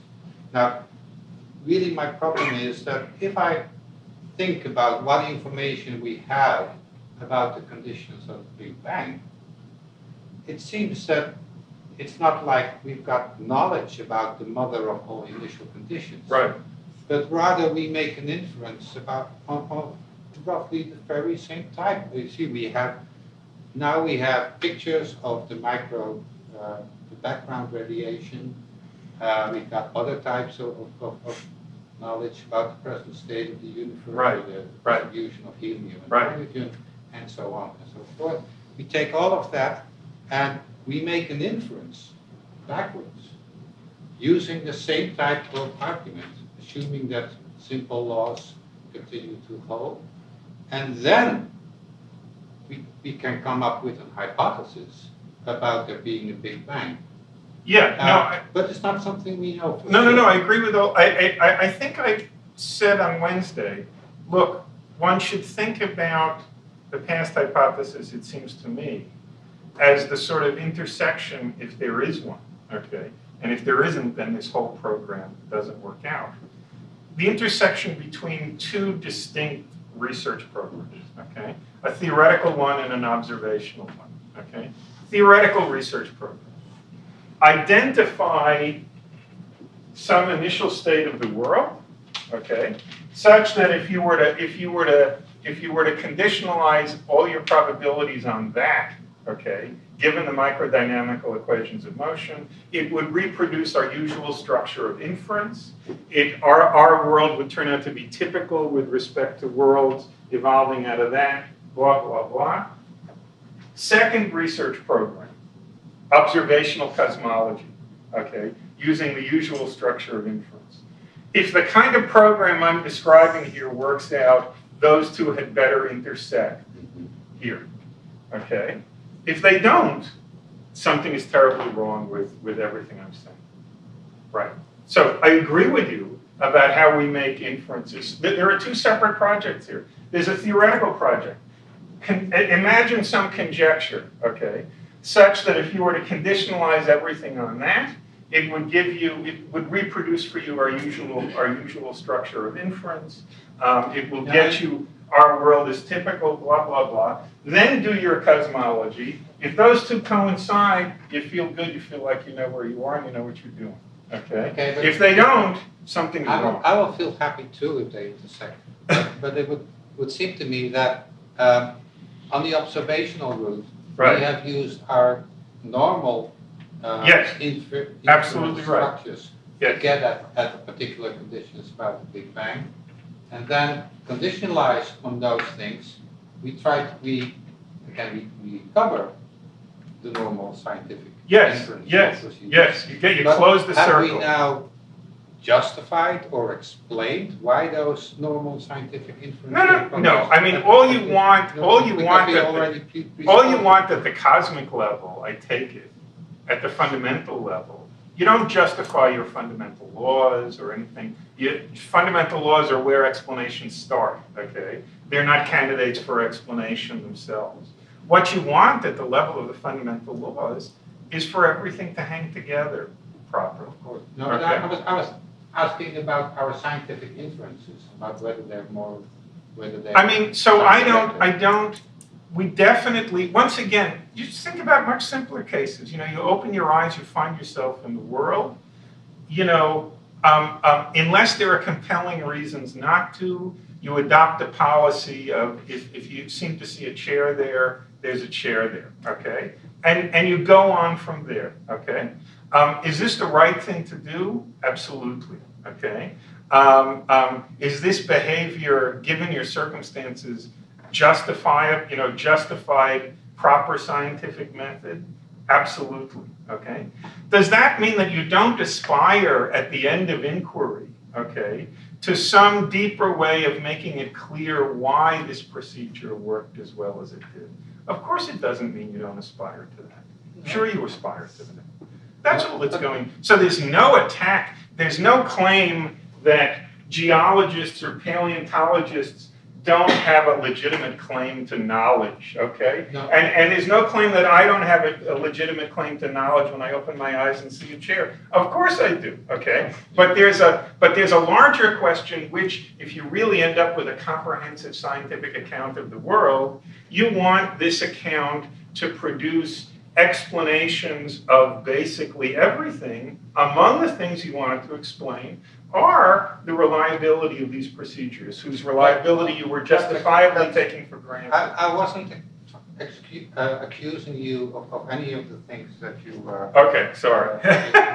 Good. About the reliability of Right.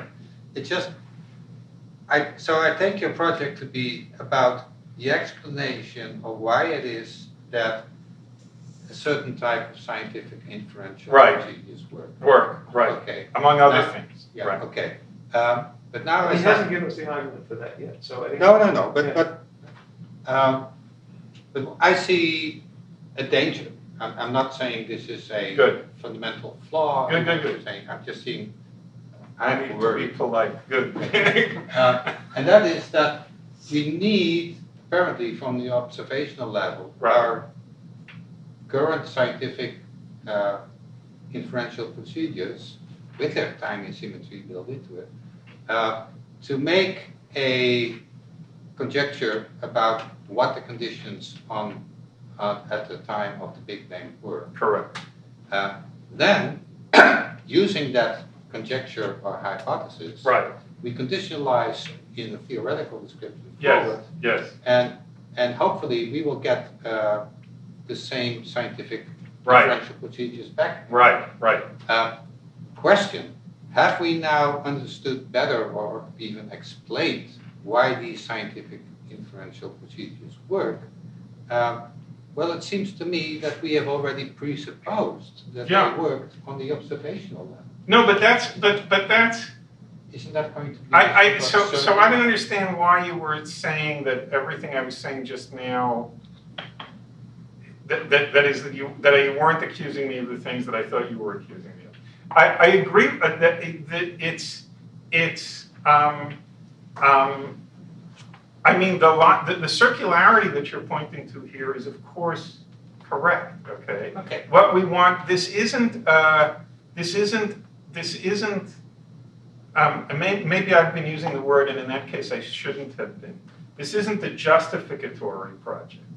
This is a project of speculating how everything we learn might ultimately hang together. Okay? That's really all there is to it. Okay? That's really all there is to it.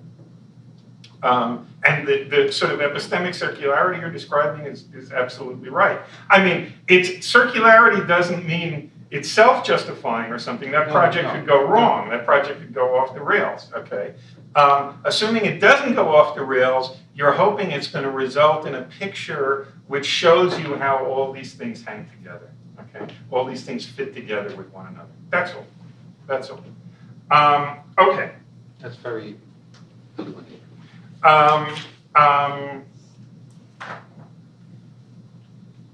Let's talk a little about the causal asymmetry, because there's something you can get very straightforwardly just out of, as it were, the flip side of what we've just observed about the epistemic asymmetry. So think of the collection of billiard balls again. I never drew them, did I? Think of the collection of billiard balls again. And let this be a toy example where, we imagine that we have information about billiard ball number 5 20 minutes ago to the effect that it was moving. Let that stand in this toy example for a past hypothesis, okay? Note the following. What we observed in the epistemic case is that the only feature of the present, given this information about the past, okay, the only feature of the present that needed to be consulted in order to find out whether or not billiard ball number 5 has been in a collision over the past 10 minutes is the present state of billiard ball number 5 itself, okay?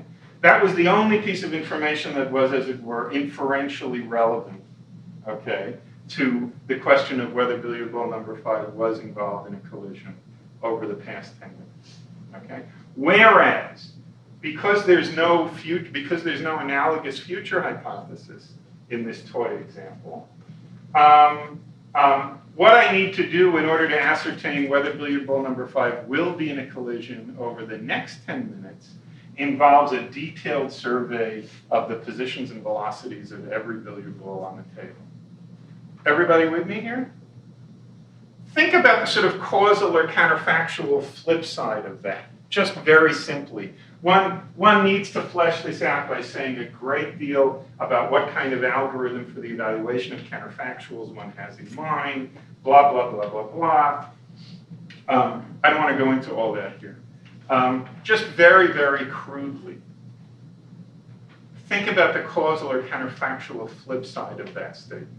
That is, suppose I want to consider what would need to be different about the present in order for the facts about whether or not billiard ball number 5 was in a collision over the past 10 minutes to be different, okay? Well, it has to be billiard ball number 5 itself that's different in the present. Nothing else will do, because it's just from the present condition of billiard ball number 5 that we infer that it was in a collision over the past 10 minutes. Think conversely, what kinds of things would have to be different about the present in order for the facts about whether or not billiard ball number 5 will be in a collision over the next 10 minutes to be different, okay? There are a huge variety of actual facts about the present, such that changes in them might change the facts about whether billiard ball number 5 will be involved in a collision. Because you change the position and velocity of billiard ball number 17, that may change the facts about whether billiard ball number 5 will be in a collision. You change the position and velocity of billiard ball number 27, that might change the facts about whether billiard ball number 5 will be in a collision over the next 10 minutes. Because in order to infer whether billiard ball number 5 will be in a collision over the next 10 minutes, you need all of those facts. Everybody with me? Because you're doing it by prediction, okay? Yeah, but I'm sort of a bit nervous because it's a very selected fact that you had with the measurement. I can select, if I'm allowed to just pick, you picked this question, is ball number 5, was it in a collision? And you had the really happy case where the present happened to have ball number 5 is not moving now, so you could do it. Right. So if I'm allowed to tune the example, I'll just add up the total kinetic energy of all the balls now. It's not hard to do, and I can make a pretty good prediction about what that's going to be 5 minutes from now. I'm sorry, say it again. I would just add up all the kinetic energy of the balls now, and then that's if the game is that I'm allowed to pick. No. But there's an important difference, which I'll talk more about in a few minutes. The one you landed on, and it's not by any accident, was a sort of global property of the entire set of billiard balls. This is, for purposes of species like us, a much more interesting local property, okay, just pertaining to billiard ball number 5, okay. The deal is, pick one of the billiard balls, a subsystem of this strongly interacting system, okay. You can, whether or not it was, given the past hypothesis, given that is my toy substitute for the past hypothesis in this case, whether or not billiard ball number 5 was involved in a collision over the past 10 minutes depends, as it were, just on the present condition of billiard ball number 5 and nothing else, okay? Whether or not billiard ball number 5 will be involved in a collision over the next 10 minutes depends on the entire, depends on the state of all of these billiard balls, okay? What does that mean in terms of sort of think of that in terms of counterfactual dependence, okay? what that's telling us is, to use a colorful locution, the present is sort of absolutely swarming with causal handles on the future of billiard ball number 5. One could alter that future by changing the facts about billiard ball number 12, or by changing the facts about billiard ball number 17, or by changing the facts about billiard ball number 245, or anything. Okay? There's lots and lots and lots of things, different things you could do to the present, okay, which would change the facts, counterfactually, which would change the facts about whether billiard ball number 5 is to be involved in a collision. Hold on just 1 minute, and then I'll just get to the punchline, and then by all means.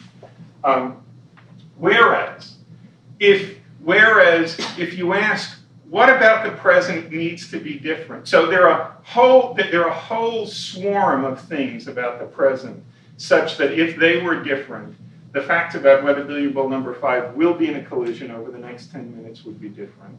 Claim there's just one thing about the present such that if it were different, the facts about whether billiard ball number 5 was involved in a collision over the past 10 minutes would be different. Sorry, go ahead.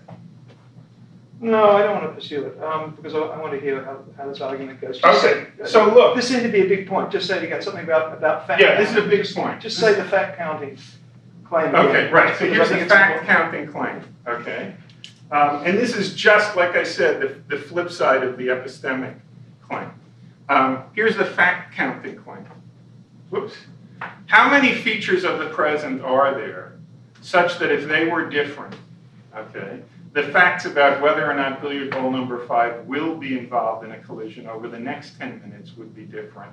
Answer, many. Okay?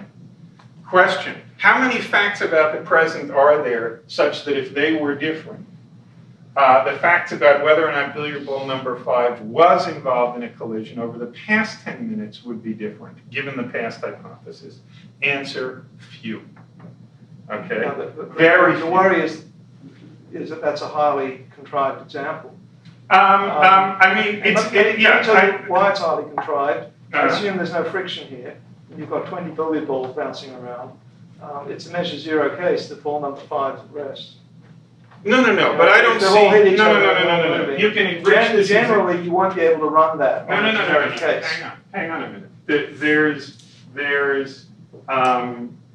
There's lots of ways to enrich this example. I'm trying to choose a very, very simple one. But there's lots of ways to enrich this example. You have a past, one thing is, give yourself just a tiny bit more information about the particular velocities of billiard ball number 5 at those 2 times, or just ranges of velocities, okay? If they're different, okay, billiard ball number 5 must have been involved in a collision.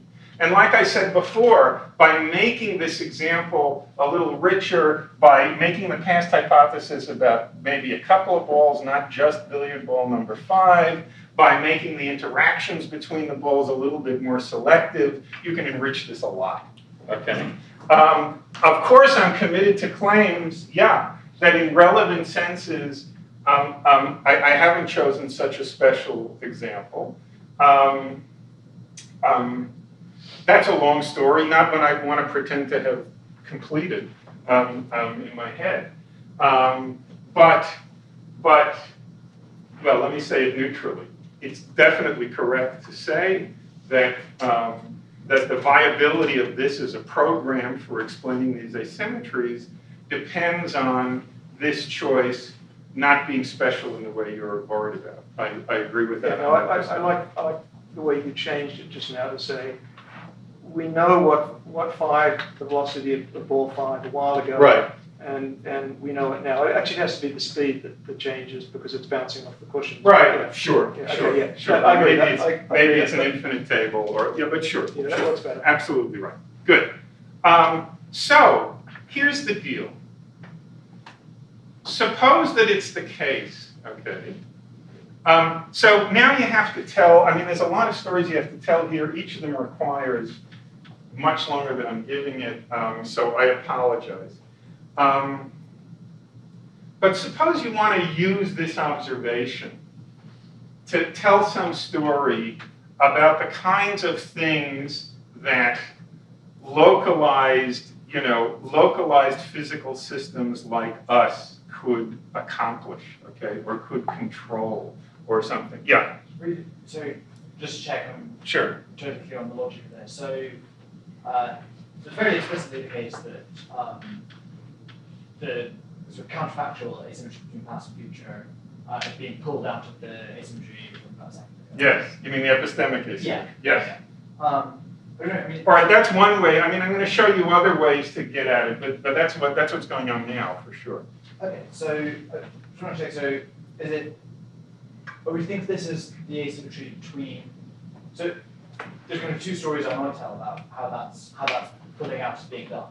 Right. One is to say that we constrain the facts about past and future in accord with the past hypothesis. Of course, the past hypothesis only in fact constrains the past. So Right. that's where the asymmetry comes from. Right. The alternative would be something more like we constrain the past and future in accord with the sort of reliable methods of inference that we have about them. So we constrain the past such that it makes retrodiction and we constrain the past such that it makes kind of measurement reliable. Right. No such constraint kind of exists in the future, and again we get it. Well, so let me. I'm not sure. Well, I'm not sure. I mean, this may be. I'm not sure how to. This may be related to the conversation that Jos and I were just having, or maybe it's something different. If you say, I constrain the past such that measurement is reliable. Okay, I'm saying. Here's the simple way to do that. Right. The past hypothesis. Yeah, So in that sense, I'm taking, now I don't have a proof that this is the only way to impose such a constraint or something like that. So to that extent, I guess they're not logically equivalent, okay? But constraining the past, when you say I constrain the past such that inference by measurement works toward the past, that's pretty vague. Fleshing that out might be very complicated. Here's a claim. I've got a simple way I've got a simple proposal which, if it works, entails all that you turn out to mean by that on closer reflection, okay? And the things and moreover, there's a claim that if there's something that you think you mean by that but it doesn't entail, okay, either on further reflection you would decide to give up those claims that this doesn't entail, or this program is wrong. But yeah, so read that way, I take it those two things are equivalent. Okay, good. So here's the idea. In order to even get off the ground a question of the form, what kinds of things can I do? What kinds of things can some kind of agent do by acting now? Okay, what kind of control can an agent exert over the past and future? I take it you need to play some game like the following. Okay, you invoke what you might call a myth of agency or a fiction of agency that goes like this. Okay, you conceive of an agent as somebody who has some primitive and mysterious and not further analyzable, direct and unmediated control over some very, very small set of physical parameters of the world. Some set like the positions of my fingers, or better, the tensions in my muscles, or better, the electrical excitations in my motor neurons, or better yet, some very small features of my brain or something like that. And the kind of question you want to ask when you're asking what kinds of things can an agent control is you're asking what that sort of direct and unmediated control over some very small region of the world can be parlayed into via the laws of nature. Everybody get the game here? Okay? This is a fiction, okay, or if it has any content at all. But that's the kind of game I take it one is playing when one is asking, what can an agent like me have control over vis-a-vis the past and the future? I just sort of, mind if I just look ahead a little, because I sort of want to get there, but it is the move ultimately going to be this, that if if you can try and find out about a time period where you, as it were, can do a sandwich, you have something in the future and something in the past, Right. you're going to do much better than if you just have one time slice. Right? And so the past. You mean better epistemically or better vis-a-vis control? Better epistemically. I mean epistemically. Oh. And so where we're going to go with this is the past is sandwiched in between what we know of the present and the past hypothesis. Right. So that's why that's special. And for the future. Yeah. That's why it's epistemically special. Yeah, that's what that's the point I hoped to have arrived at, but I clearly didn't make it clear enough 20 minutes ago. Right. That's the short version of the epistemic story. The past, what you call the past, is that part of the world, okay, which is in between you and the past hypothesis, temporally, okay? And so, exactly as you said, you can make these sandwiches in that region, okay? These sandwiches give you a very special kind of epistemic access to that temporal region, which you don't have to regions outside the sandwich. Okay, so that's supposed to be at least an important component of the epistemic asymmetry. Okay, now what I'm trying to do is pull out of the epistemic asymmetry some kind of causal asymmetry or asymmetry of intervention or of control or something like that. And in order to even begin a conversation about what we could control, you have to start with some kind of primitive and unanalyzed assumption about what we could do, as it were, directly in an unmediated way, okay? And the proposal is to assume that what we can do directly in an unmediated way is, as it were, to exert control over some very tiny, localized set of physical variables, okay? And then you ask, what can you parlay that into toward the past and the future? So think again of the billiard balls, okay? What just emerged is, if what we have direct and unmediated control over is any one of those billiard balls, okay, we can plausibly parlay that into something that determines or affects whether or not billiard ball number 5 will be involved in a collision over the next 10 minutes, okay? But in order to have any effect on the past, we have to be in the very lucky position of it just happening to be the case that the thing over which we have this direct and unmediated control happens to be billiard ball number 5 itself, okay? Because no control over anything else is going to do us any good. Everybody with me here? Looks like nobody's weird notion of agency, because the past has kind of happened. Billiard ball 5 is. Oh no, but the whole spirit of this, the whole spirit of this, right, is a block universe kind of picture. Okay, if that is exactly what we don't want to do, is to that is the whole spirit of this, and the reason, here's an attitude. Here's an attitude one can adopt. I think this is the attitude Tim Maudlin has, for example, toward a question like, why can we affect the future but not the past? Answer, it's a fundamental, it's a fundamental component of the metaphysical structure of time that we can affect the future but not the past. The past already happened, just as you said. The past is settled, the past is over, the past is spilled milk, okay? And the goal of science, okay, is to discover those laws whereby the future is generated out of the past. If you ask, why is it that it's the future that's generated out of the past rather than vice versa, okay, the answer is going to be, this is not even a topic that it's appropriate for science to investigate, okay? It's among the conditions of the possibility of doing science, okay, that you already take it for granted that it's the past that generates the future and not the other way around. This is precisely an attempt to resist that, okay?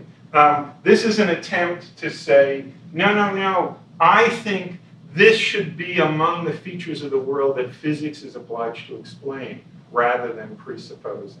I don't want to adopt any answer of the form, we can't affect the past because the past already happened. So Okay? it's in sort of an atemporal sense of agency. Yes, absolutely right. Absolutely right. Absolutely right. Yeah. So I take it there's sort of something like differential control of the future and past, because there are loads of kind of future-directed causal handles. Right. Right. Past directed ones. Right. That is basically within a certain range. Okay.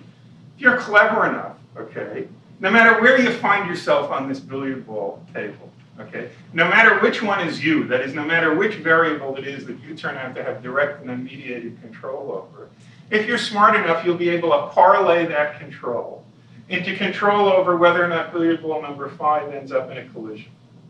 Okay? Not so toward the past. You got to be lucky. You have to be billiard ball number 5. So what worries me is that I thought the computer wasn't just that I need to be lucky in order to be able to. Right, but that it was impossible. Yeah. Good. Now we're getting somewhere. Good. So it's going to be a feature of any, as it were, mechanical account, okay, of why we can affect the future. So let's distinguish between mechanical accounts of the asymmetry of causation and metaphysical accounts of the asymmetry of causation.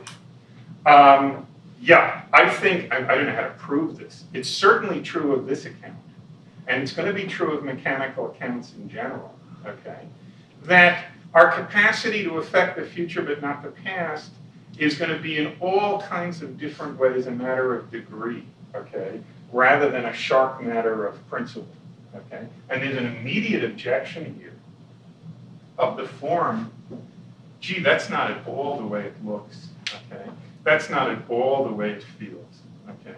It feels like a very sharp, principled distinction, okay? And according to what you're proposing here, it's not, okay?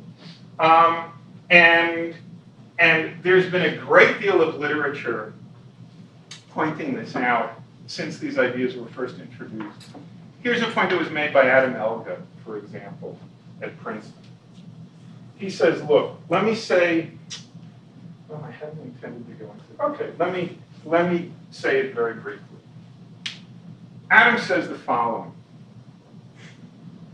Suppose that Atlantis once existed, as a matter of fact, okay? But suppose that it's also the case that there are now in the world no sort of discrete, isolatable, macroscopic pieces of evidence anywhere that Atlantis existed. Of course, if you could see the complete and exact microstate of the world right now and evolve it backwards, you would conclude that Atlantis existed, okay? But there's no way to do it short of literally doing that, okay?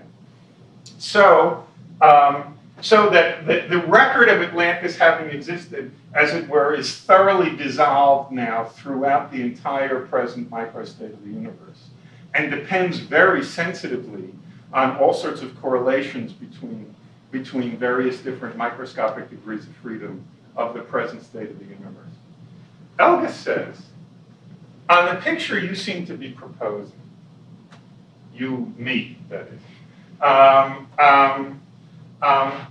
the kind of algorithm for evaluating counterfactuals that you seem to be presuming in the background here, it seems like it's going to turn out to be the case. The following counterfactual is going to turn out to be true, okay? That if my finger had been here instead of here now, Atlantis wouldn't have existed, okay? Because the actual existence of Atlantis, right, is highly unstable, okay? That is, what we're assuming is, given both the present macro state of the world and the past hypothesis, the existence of Atlantis comes out very unlikely, okay? But as a matter of fact, it existed, okay? And that's encoded into the actual exact microstate of the world now, okay? If that's true, it depends very sensitively on that microstate being exactly what it was, so that the following kind of counterfactual is true. If my finger were here now instead of here, Atlantis wouldn't have existed. Okay? Yeah? Just a quick observation, and that's going to, with Hatties leads to all the other thing you're going to talk about, is this is going to come out radically different than what differently on quantum mechanics? That's probably, let's see. Actually, it's not obvious to me that that's true. If Atlantis, that is that true?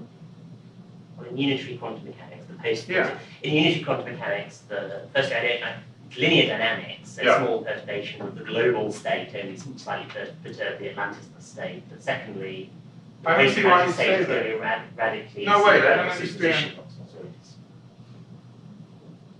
Well, I have to, it'd be worth talking about this after. Let me flag, I think that's right, and we probably won't clarify this right in 2 minutes. Flag is point of interest. Sure. Anyway, classically, Adam points out, that's the way the counterfactuals would seem to go, okay?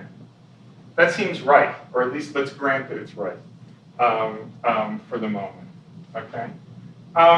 Does that somehow obviously, is it obvious that that's false? That is, does it contradict any of what we think of as our experiential evidence for the, for our having control over the future and not over the past, that something like this is true? It's not clear to me why it does. That is, it's a crucial feature of this example, okay? That there isn't anything, any localized feature of the world, anything other than its total microstate now, that could count as evidence for Atlantis having existed, okay? So it isn't the kind of effect on the past that even as a matter of principle, I could be empirically aware of having, okay? So there have been lots of examples like this. There are more interesting examples due to Matthias Frisch in the literature, and so on. And what emerges is that although it's absolutely right that you can't do anything on this kind of mechanical account, like as a matter of principle, ruling out effects from the future to the past, okay? It's not at all clear that the effects that you don't rule out do anything to diminish the phenomenological sharpness of the difference that we experience. Let me give you another example of this. What time is it? Oh dear. Okay. Let me give you one more example. Here's another consequence of the past hypothesis. I won't tell you how it comes from the past hypothesis. It won't be hard to figure out on your own. But here's something that's true.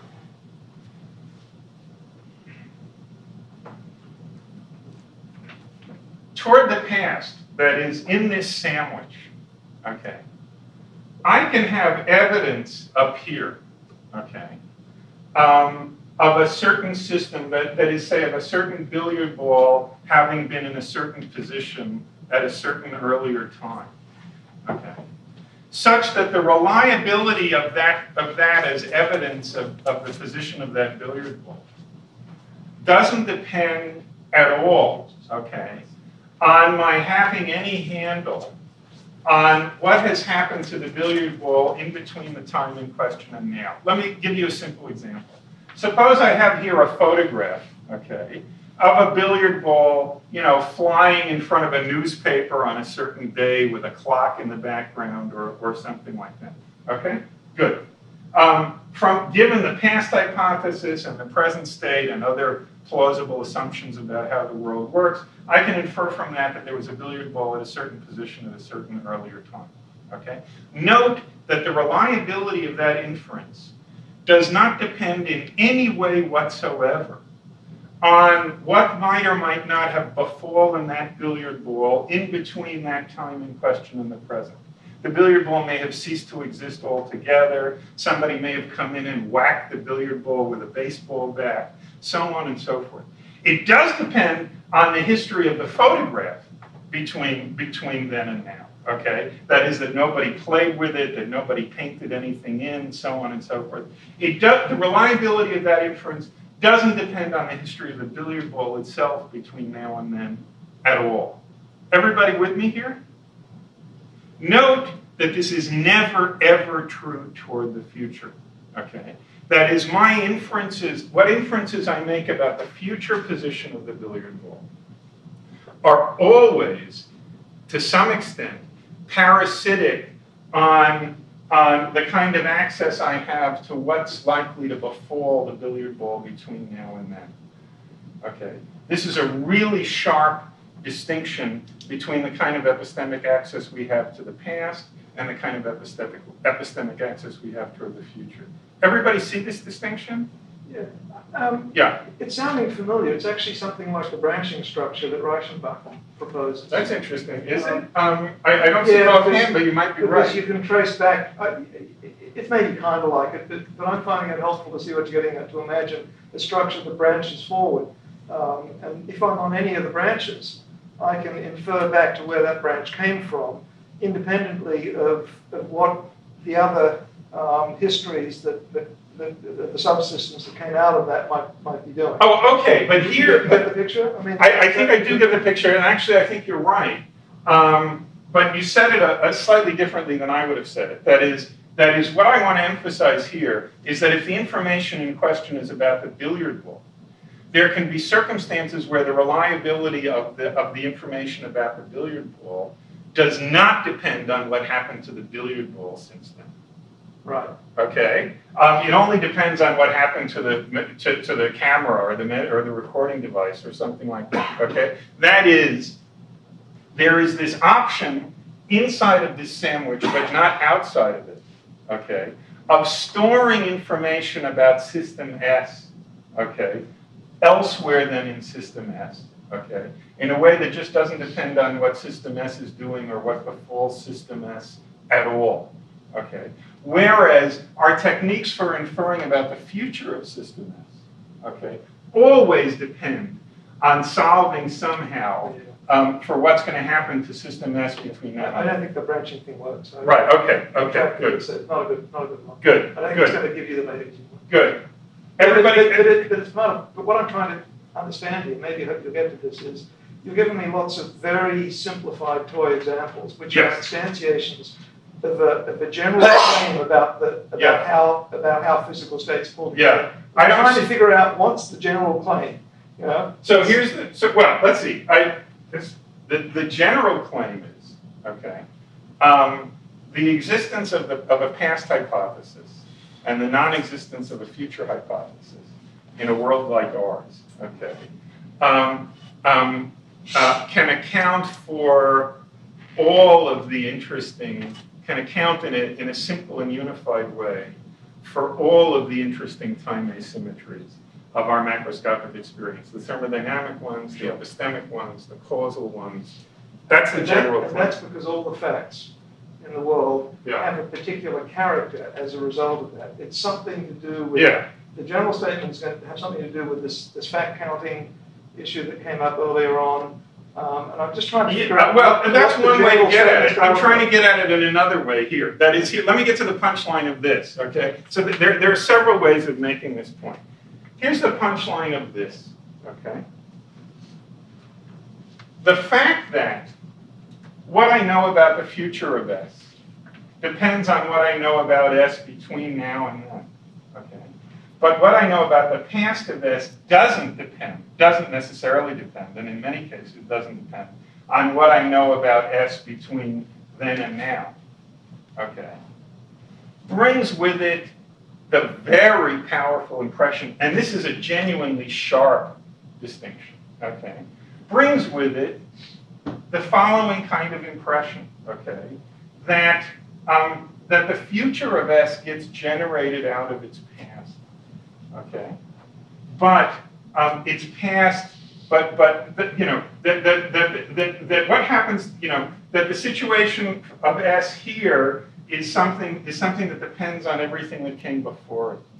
Okay, but that the situation of S here doesn't depend in even remotely the same way about what came after it. Okay, why? Once again, because of this inferential structure.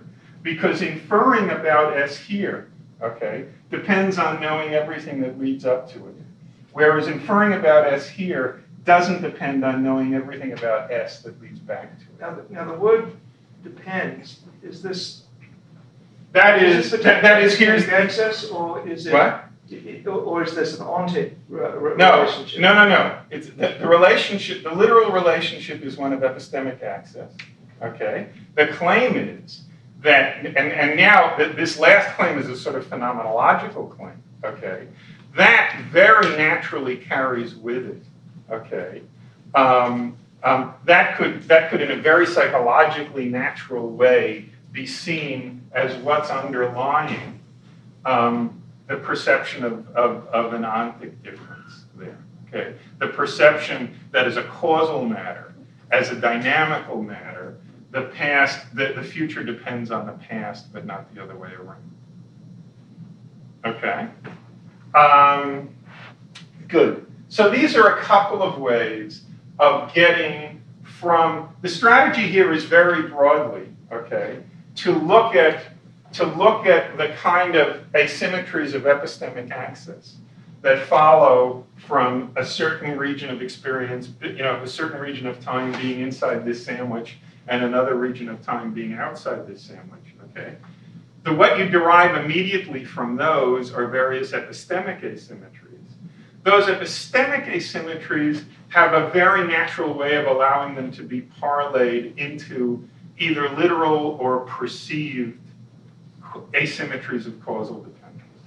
Okay? So, it's absolutely correct that as a matter of principle, on any kind of mechanical account like this, the difference is going to be a matter of degree. Okay?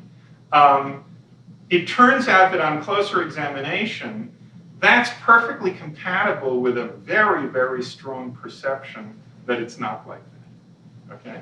For example, because as in the Elga case, the things that you would change, you can change only on the condition that there's no evidence in the present about whether they were changed or not, for example. And there are a whole bunch of other examples like that. I encourage you to read, there are a couple of papers of Matthias Frisch that extend the Elga example and complicate the Elga example in various ways. And a lot's been learned by thinking through examples like that about how a scheme like this would have to function. Good. What time is it? It's about 20 to 5. Okay. Let me see if I can say a quick word about the quantum mechanical case. So, here's something David, the other David, was pointing to.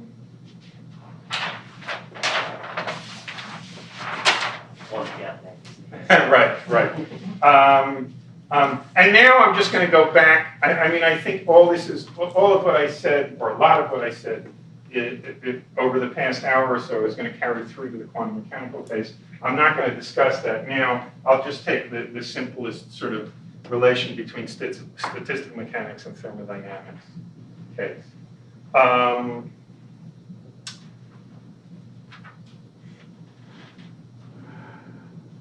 What's the story in the classical case? What's one way of telling the story in the classical case? And here I'm just basically repeating something that David said in slightly different words.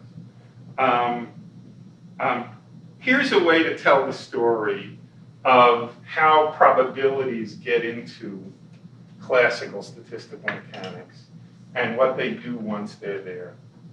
How do they first get in? This is not historically, and it's not even necessarily the logical way, but it's one way of telling the story, okay? How do they get in the first place? Why do we need them in the first place? Well, this is the point that I started my first lecture with. We need them in the first place because we know that there are microstates compatible with the macrostate that do crazy stuff, okay? That do stuff that doesn't actually happen, okay? Or that only happens very, well, to start with, let's say that do stuff that doesn't actually happen, okay? We need an excuse for neglecting the crazy states. How do we know the crazy state? How can we prove the crazy states are there? By time reverse asymmetry, okay? We know that there are these solutions to the equations of motion that go from low entropy states to high entropy states. We know time reversal symmetry is true. We know reversing all the velocities wouldn't affect the macro state. So we have a proof in closed form that there are microstates compatible with the macro state where the entropy suddenly goes down. Okay? So we know that there are these crazy states. Okay? We need an excuse for neglecting them. Okay? Or we need a systematic way of instructing, we need a systematic set of instructions for how to neglect them or something like that. Okay?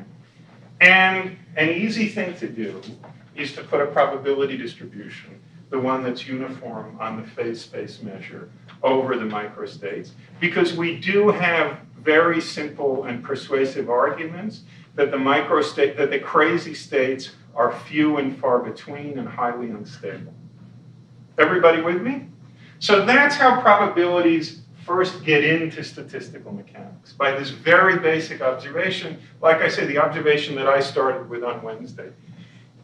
In almost any theory where macroscopic experience is the upshot of the behaviors of some enormous number of microscopic degrees of freedom, there are going to be configurations of those degrees of freedom consistent with almost any macro state that do crazy crap, okay? And indeed, I mean, that's just plausible on the face of it. If you want a proof, we can offer a proof from time reversal symmetry, okay? Good. So what do we do about that? One thing we could do, we might say, okay, here's what we ought to do. Find the states that do that and say they shouldn't be, they should be eliminated from the physics or something like that. The trouble is there's no simple way in closed form to characterize those states, okay? So here's another thing we can do. Don't make them go away. You want to be there, but we're going to put a uniform probability distribution over the microstates, which, given what we know about the geometrical structure of the phase space and where these microstates occur and how unstable they are, is going to amount to a prescription to neglect the possibility that it's in one of those microstates. Everybody with me? Okay. Then we start applying this probability distribution, and of course it comes back around and bites us. Okay. One of the upshots of applying such a probability distribution is that the macro evolution is going to be, in most cases, at least a little bit probabilistic. Okay. That is, this probability distribution predicts things like fluctuation away from equilibrium, that on rare occasions things are going to do weird anti-thermodynamic things, so on and so forth. But the funny thing is, you go empirically and investigate that, and it happens. Okay? So this probability distribution that you initially introduced in order to neglect funny non-thermodynamic stuff also predicts some funny non-thermodynamic stuff, but that turns out to be fine because that funny non-thermodynamic stuff is actually observed. Everybody with me so far? Okay.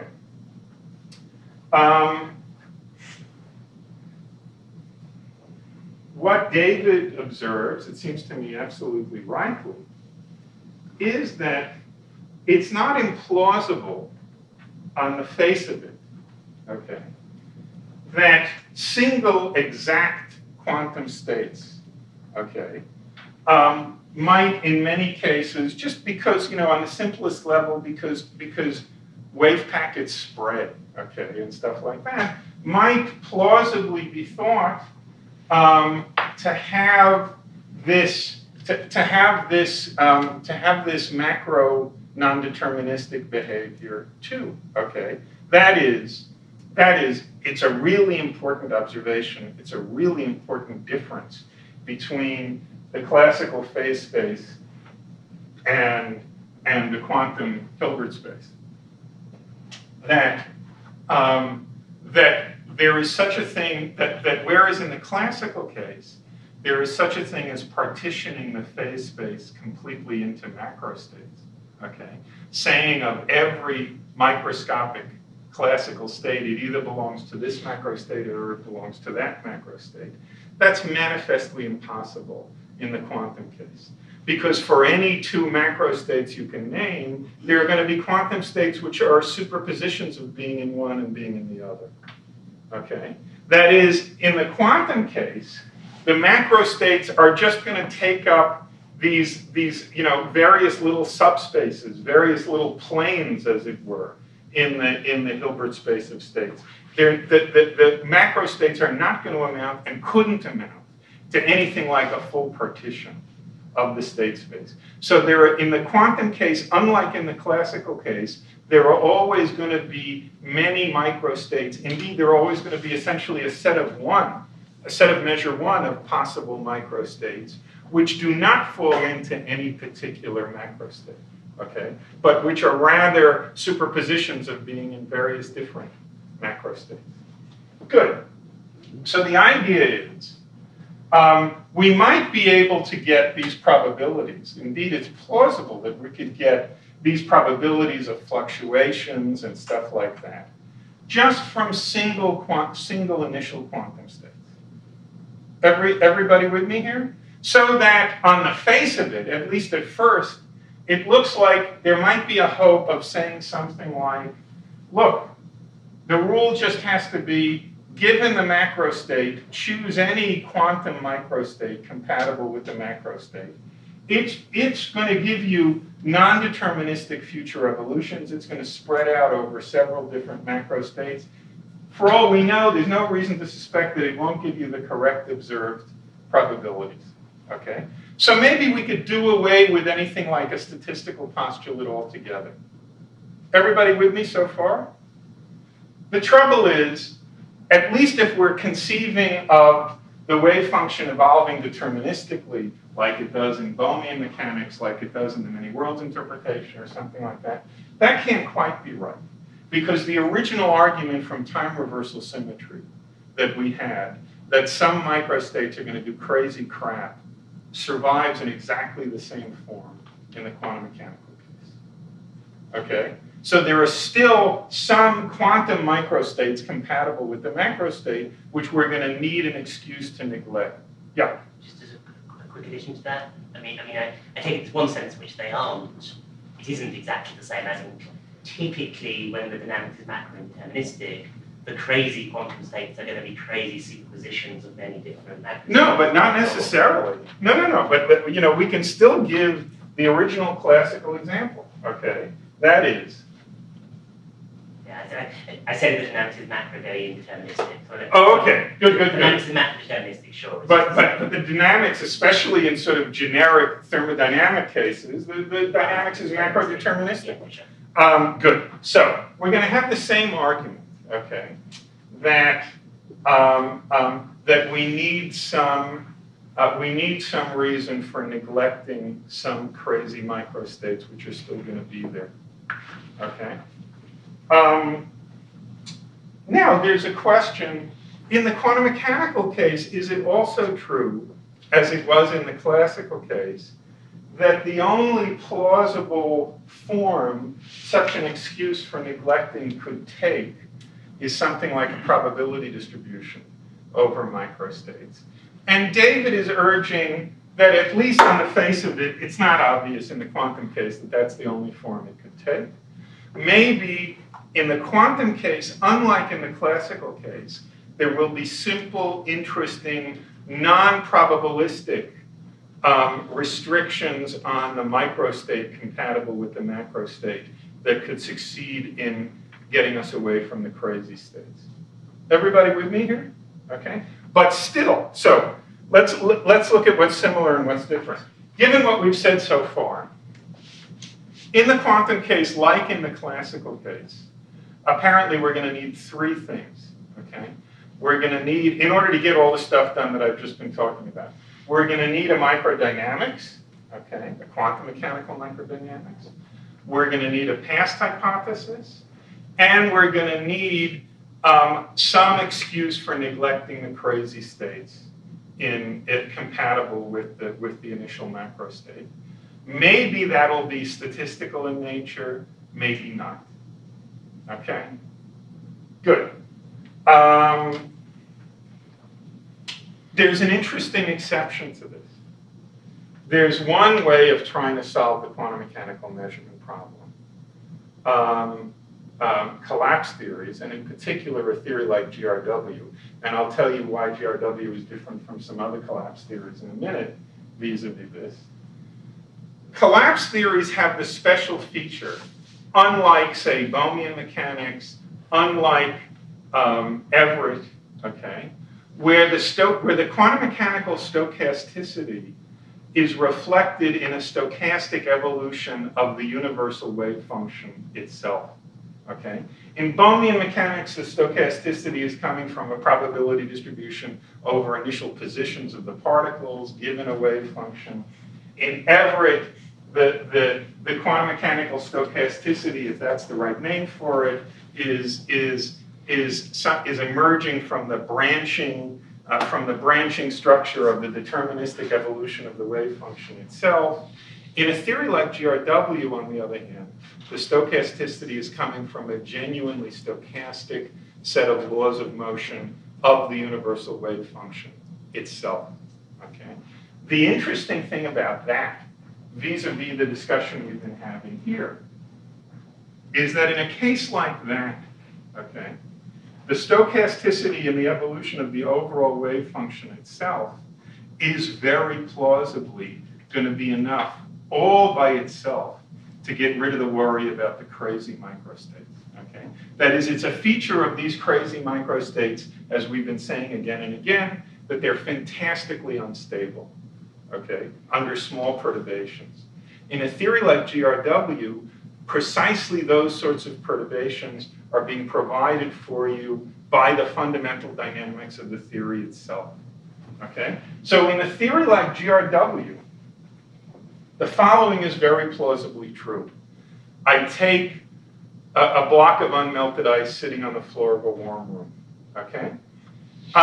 In classical thermodynamics,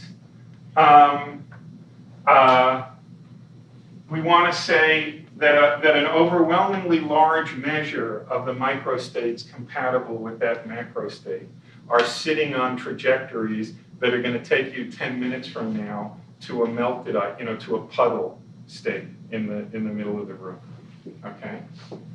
What you can make, I think, a very compelling argument is true on GRW, on a theory like GRW, is that what will be the case about that unmelted ice cube is not that most of the quantum mechanical microstates compatible with the macrostate are going to be melted 10 minutes from now, and not even that a set of measure one of those microstates are going to be melted 10 minutes from now, but that every single individual one of those microstates, okay, has a high probability.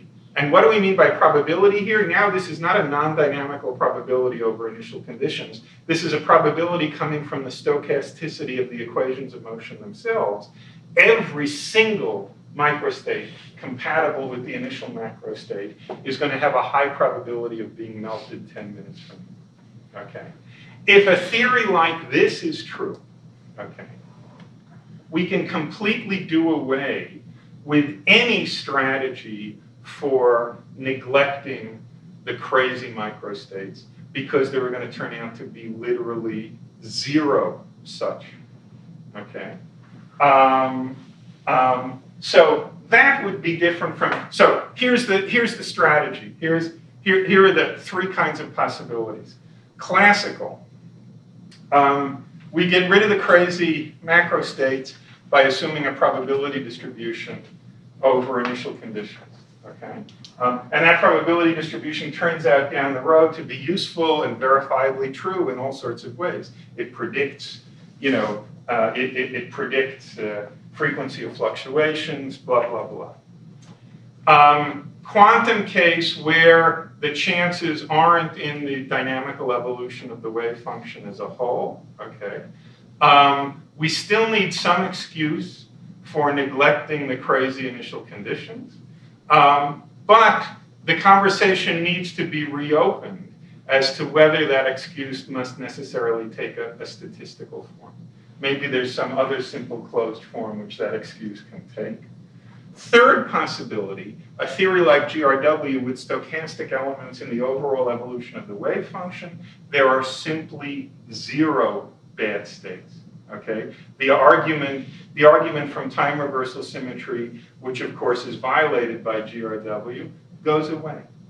Okay, so in that case, we could have, in either of the first 2 cases, we need 3 basic principles: the microdynamics, the past hypothesis, and an excuse for neglecting the crazy initial conditions. In something like GRW, it's very plausible that we could get away just with the first 2. Okay, so that it would really be the case in GRW that all of the chances in the world, okay, reduce to the quantum mechanical chances. Yeah, I'm sorry, yes. Yeah, I think there's another aspect to the story of going to quantum mechanics that would need some attention at least. In the case of a classical dynamics for molecules in a gas in the way that Boltzmann and others have studied, the type of dynamics we expect, even if it's not completely proven, is that if we take we're talking classically here? Classically. Yeah. The type of dynamics then is presumed to be such that even if we start out with some regular region of states comprising a macro state and follow the dynamics, then very soon they will develop all kinds of tentacles. Tendrils, right. That's right. Right. So a conserved measure, but not shape. Right. And very soon it will be more or less all over. Right. That's part of the picture that Right. we have, that it will evolve to bigger macro states. Right. And it's precisely because of that you end up with this picture of crazy microstates. Right. That every region, every macro state you consider, there's going to be states that evolve towards equilibrium, but also away from them. Right. That's this radical instability states, even if they are extremely close right now in phase space, will rapidly diverge Exactly. in that trajectory. Right. Now, when we go to quantum mechanics, there's some things that change. Evolution is now going to be prescribed by a unitary. Right. And this is not GRW, this is just... Yeah. So that the divergence, at least if it's measured by Hilbert space Hilbert space norm, isn't going to be there. It's simply not going to happen. Unitary evolutions are much more regular than classical evolutions. Mm-hmm. And now, of course, people have been asking, is that Hilbert space norm the relative norm in this case? Well, the relevant maybe norm, not. Maybe not. Right. But in any case, the whole question about whether there are going to be crazy states has to be reconsidered. Well, no, but I don't. I mean, I agree with you that that's gonna I agree with you that there's a lot there that needs to be considered carefully. I don't see why that threatens the proof that there are crazy states. That is, here's what I'm referring to as the argument that there are crazy states. Okay? Take a box of gas, okay? Let the gas initially all be concentrated into the corner, okay? Let it evolve, okay? And the gas goes to equilibrium, okay? It's spread uniformly throughout the container. If that's not true of quantum evolution, then we're in big trouble, okay? Suppose that it is true of quantum evolution. Then, necessarily, independent of considerations about unitarity or anything like that, there is a quantum state, namely the one that this evolves into, okay, compatible with the equilibrium state. such that if you time reverse it, it goes backwards. Okay? You got yourself a crazy state. Okay? And that's it. Okay? So I agree with you that the unitarity is going to introduce a lot of new considerations which have to be gone through carefully. I don't see how it threatens the proof that we have some crazy states. But maybe the question was far in between. Well, but if we've got any, then we've got something that we need instructions on how to neglect. Okay? Yeah. Just agreeing with what you're just saying about the dynamic, but just to remind ourselves, classical mechanics ain't true. So insofar as there's some feature of classical mechanics which putatively is explaining why ice melts, which isn't reproduced in quantum mechanics, so much the worse for the idea that No, sure. But certainly we hope, and I think this is in defense of what Jos is saying. Yeah. This, of course, what I'm about to say may turn out not to be true. And then that'll just be too bad. The hope is that what we learned about thinking through classical statistical mechanics will turn out not to be radically irrelevant to the quantum case. I agree with that. I flag it only because I think if you're not careful, there could be this tendency to think, okay, well, one of the ways I can handle statistical mechanics would be to try it into quantum mechanics, but it's going to turn out that quantum mechanics doesn't have the features I'm using in my information, so much for that strategy. And that might be the right way to think. Sure. Quantum mechanics is true whether or not. I agree with that. I agree with that. But we're all hoping, of course, that a good deal of what we learned about classical statistical mechanics in some way is going to help us understand the quantum mechanical case. That may turn out not to be true. Hopefully it is true. Yeah. So I'm interested to hear more on the following. I'm really tired. I'm joking. Well, do your best. Yeah. So I take it a goal of statistical mechanics is to recover thermodynamics in the macroscopic limit. Right. And I take it part of what you would want to account for there is a distinction between, say, heat and work, right, to make sense of something like the first law. Right. So I'm interested now in hearing, on the various accounts that you've sketched here, how it is that I'm supposed to think of the distinction between these. Well, I think that what a lot of people have said over the past couple of days, I think is going to be relevant here. That is, look, something, maybe there's just one thing. So what a lot of people have said is the distinction between heat and work, what Wayne showed us, Maxwell himself said, was that the distinction between heat and work is relative to some idea of what you can easily do and what you can't easily do. Okay. So to certainly the same distinction ought to arise from statistical. That is, the same distinction between heat and work and the same dependence of that distinction on what kinds of on what kinds of,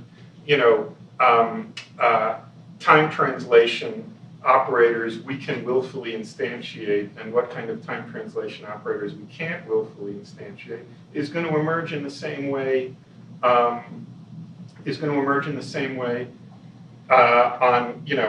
a fundamental statistical mechanical account.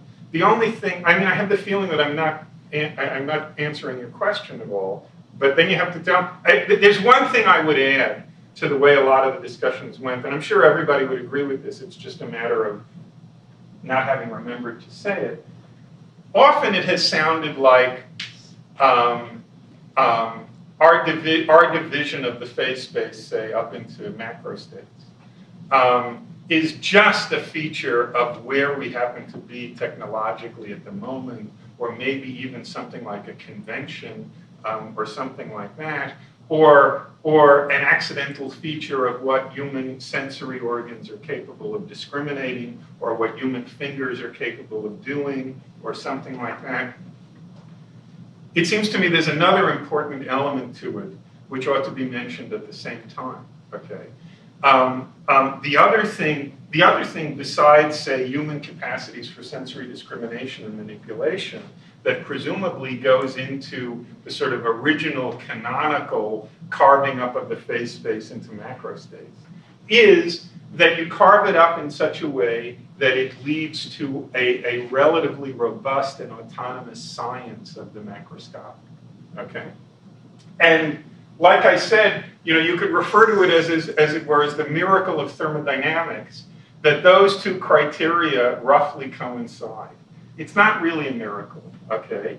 Why isn't it a miracle? What connects them? Natural selection, okay? There's clearly going to be a very substantial natural selection pressure to be sensitive to those variables of the world which play a role in some fairly robust and reliable and autonomous special science. Because if that's what your sense organs are sensitive to, your sense data is going to enable you to make useful predictions about what's going to happen in the future. If your sense data grabs onto something that doesn't play any interesting role in an autonomous special science of the macroscopic, then your sense data isn't going to help you predict what the world is going to be like 5 minutes from now, and you're screwed, okay? So I think there are two elements in any carving up like this, okay? There's the element of what we can do and what we can manipulate, and there's the element of what ends up playing a role in a robust and autonomous special science of the macroscopic. And in the interesting cases, those two typically go together. And both of those are going to follow from the statistical mechanical underpinnings. Yeah? Is it right in the quantum mechanical case, assuming you just had Schrödinger evolution and no these finally collapsed? Right. Is it right to say that? Well, it depends what you mean by just Schrödinger evolution. There isn't, you got to solve the measurement problem one way or another. That is, like David said, quantum mechanics is what's true, okay? Let me amend that slightly. Quantum mechanics, together with some solution to the measurement problem, is what's true. If you're an Everettian, okay, the Schrödinger equation itself is the solution to the measurement problem. Well, let me see if I can ask the question without begging question. I'm sorry. I think I am. Please tell me, but I'm not sure if I am or not. Okay. Is it right to say that if you take a crazy state, Yeah. well, states near that state are going to be crazy states too, aren't they? It's highly unstable, okay? Yes, it's continuous. So states very, that is, there isn't any discontinuity, okay? There isn't any literal discontinuity. States very near that state are going to be crazy states too. But you get off, no, it's not linear. Oh, you mean in the quantum mechanical quantum case? Yes. In the quantum mechanical case, it's true that states that the inner product, the inner product between two states at the end of this evolution is going to be equal to their inner product earlier on. But the quantum mechanical state space is a very high dimensional space, okay? And that still leaves an enormous amount of room, okay, for states that are for states that are relatively near each other. Well, I mean, how do I want to put this?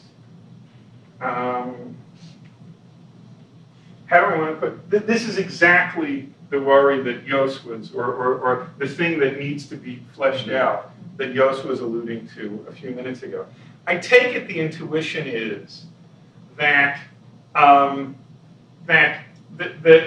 quantum mechanical state space is so high dimensional, okay, that things, for example, if you suppose you have a whole bunch of well-localized particles, or fairly well-localized particles, okay, moving one of those particles to the left by 1 angstrom is going to produce an orthogonal state, okay, is going to produce a state which is as far from the original as any state in the Hilbert space, okay? So the Hilbert space is so high dimensional that the thought is that even though what you're saying is literally true, okay, you don't have far to go before you get as far away from that, before you become orthogonal to that original state. That is, before you get as far away from it as any state in the Hilbert space could be. The different macro states are still far. That's right. Oh, different macro, not only what we would normally call different microstates are orthogonal to one another. Different classical states. That's right. Different classical states are all orthogonal to one another. Right. So you're right, but it might not matter that much. But as Yost says, you know, this needs to be gone through very carefully. Anything else? I didn't really mean that I was that tired. So if there are more questions, I'm happy to. You look. I've got a question sort of that's suitable for the end. So if it's not, yeah, I think it's the end. Oh, okay. I mean, the basic story that you presented, I mean, it's interesting, but it just feels unfinished. That's for sure. Yeah, and so the basic piece I want to get is a general claim about the structure of something that is the fact on which, you know, it's the fact counting thing. So let me give you a candidate, what I think you might be talking about. Right. We're going to start out with the initial state and that initial distribution. Right. Right. That's going to give us, and then we're going to evolve it. That'll give us probability distributions over a lot of possible factual arrangements. So we're going to think about all. You know, we're going to find some way of specifying all the facts that happen at this time and this time and this time and this time. Right. We're then going to pick a fact, right, and we're going to ask after its probability, conditionalizing on. Yeah. Now, first we're going to conditionalize on, you know, the past hypothesis, right. that state. Right. And then we're going to start conditionalizing on things in the past. No. No, let me do it. Let me do it my way. But that's not the picture. But okay. But let me. Okay. You know, kill it when it's done. Go for it. Let it grow up first. Yeah, okay? good. And we're going to start conditionalizing. Got to nip them in the bud. What we want to do is to get the probability of this thing as close to 0 or 1 as we can. That's our goal, right? Because we want to know. I'm doing prediction, right? We want to know doing prediction. Yeah, we want to know. Just let me finish. Finish by all means. Yeah, we want to get as close to 0 or 1 because that's what prediction is. Yeah. And so the idea is, in order to do that, we have to start conditionalizing on many facts. We just keep conditionalizing, you know, and so there's a claim on the size of the number of facts that have to go in. Whereas, if we take that fact, conditionalize on the past, right, and then start conditionalizing on future hypotheses. This is now the sandwich case. Right. The claim is that to drive its probability close to 0 or 1, we're going to need to conditionalize on far fewer facts. Oh, yes. Okay, yes. Good. Now, yes. The reason, okay, good. It yes. seems to me... I think that's right. Yes, that that's not the way I'm used to putting it. But I think that that's proposition, which I think is core to everything else that you're arguing, is the sort of thing that is subject to some kind of formalization proof. It's not that far away from it. And that I mean... It'll be a toy model, but it'll be a little more sophisticated. You could hope to prove it in very simple toy models. Yeah. Proving it for the world involves solving the equations of motion for the world. That's okay. Yeah, sure. I mean, you know, I don't know quite what the toy model would look like. But you see at the moment, the worry is that core fact is just too dependent on your selection of example. You know, I happen to like this example, and you know, and maybe it's good, maybe it's not. Look, the question is, and of course the answer may be it's not different and so much the worse for my my program. But I mean, I guess I'm relying a lot on the legitimacy, as it were, of, and I take it this is a long-standing tradition in discussions of statistical mechanics of making fairly general claims plausible on the basis of some simple examples. Okay, so we have a proof of say the H theorem for the first instant of of evolution of a gas with all kinds of symmetry conditions and so on the interactions between the particles. And there's a tendency to say, I mean, of course we want to solve as much as we can, and we're working hard to do that all the time, but there's a tendency to say, in the absence of obvious obstacles, I see how it's going to go. Yeah, this is probably right. It's true for a broader class of systems. I see how the whole thing is going to go now, okay? There's sure as hell a hell of a lot of that kind of hand-waving going on in here. Now, it would be interesting in both cases, particularly in this one, if somebody were able to say, look, I can point to some feature of the example, of the simple toy example you're giving us, which is perverse in such a way that it ought not be expected that it would generalize. And if there are critiques of that form, This is I think that's very Jewish interesting. proof. What's that? This is what Yeah, you there's a Jewish proof. Saying, proof. yeah, I'm a why Jewish not? Why guy. not? I do Jewish proofs. Yeah. Yes. So you may have to say, I believe it. You don't. But look, no. You do the best you can. I mean, like I say, I take it that this is not atypical of discussions in statistical mechanics generally. Okay. You do the best you can. You can solve the thing in closed form for very simple cases or very short times or something like that, or very special systems, okay? And then, right, and then what do? You can say, I don't have a proof of everything, so I'm going to remain completely agnostic. That's fine. That's not what we usually do in science. Or you say, you know what? I'm very interested, and you have to always say, I'm very, very interested in hearing an argument to the effect that the cases I've considered so far may be somehow misleading or atypical in a relevant way or something like that. And if you're presented with an argument to that effect, then you're in serious trouble and you have to rethink the situation. This is a project, the project I'm describing here, it goes without saying, is very much in its infancy. There have been several really interesting attempts by people like Adam Elga, Matthias Frisch, other people, to say, look, I don't like this example you've given. And those have in every instance deepened deepened and sort of modified our understanding of what this project is. None of them has killed it. Or I think it might be fair to say some of them have killed the exact original version of it, but there's a related version that it leads to. But it's by all means the case that that among the most productive ways to respond intellectually, it seems to me, to a project like this, is precisely to try and imagine ways in which the very simple examples we've been dealing with so far might be misleading.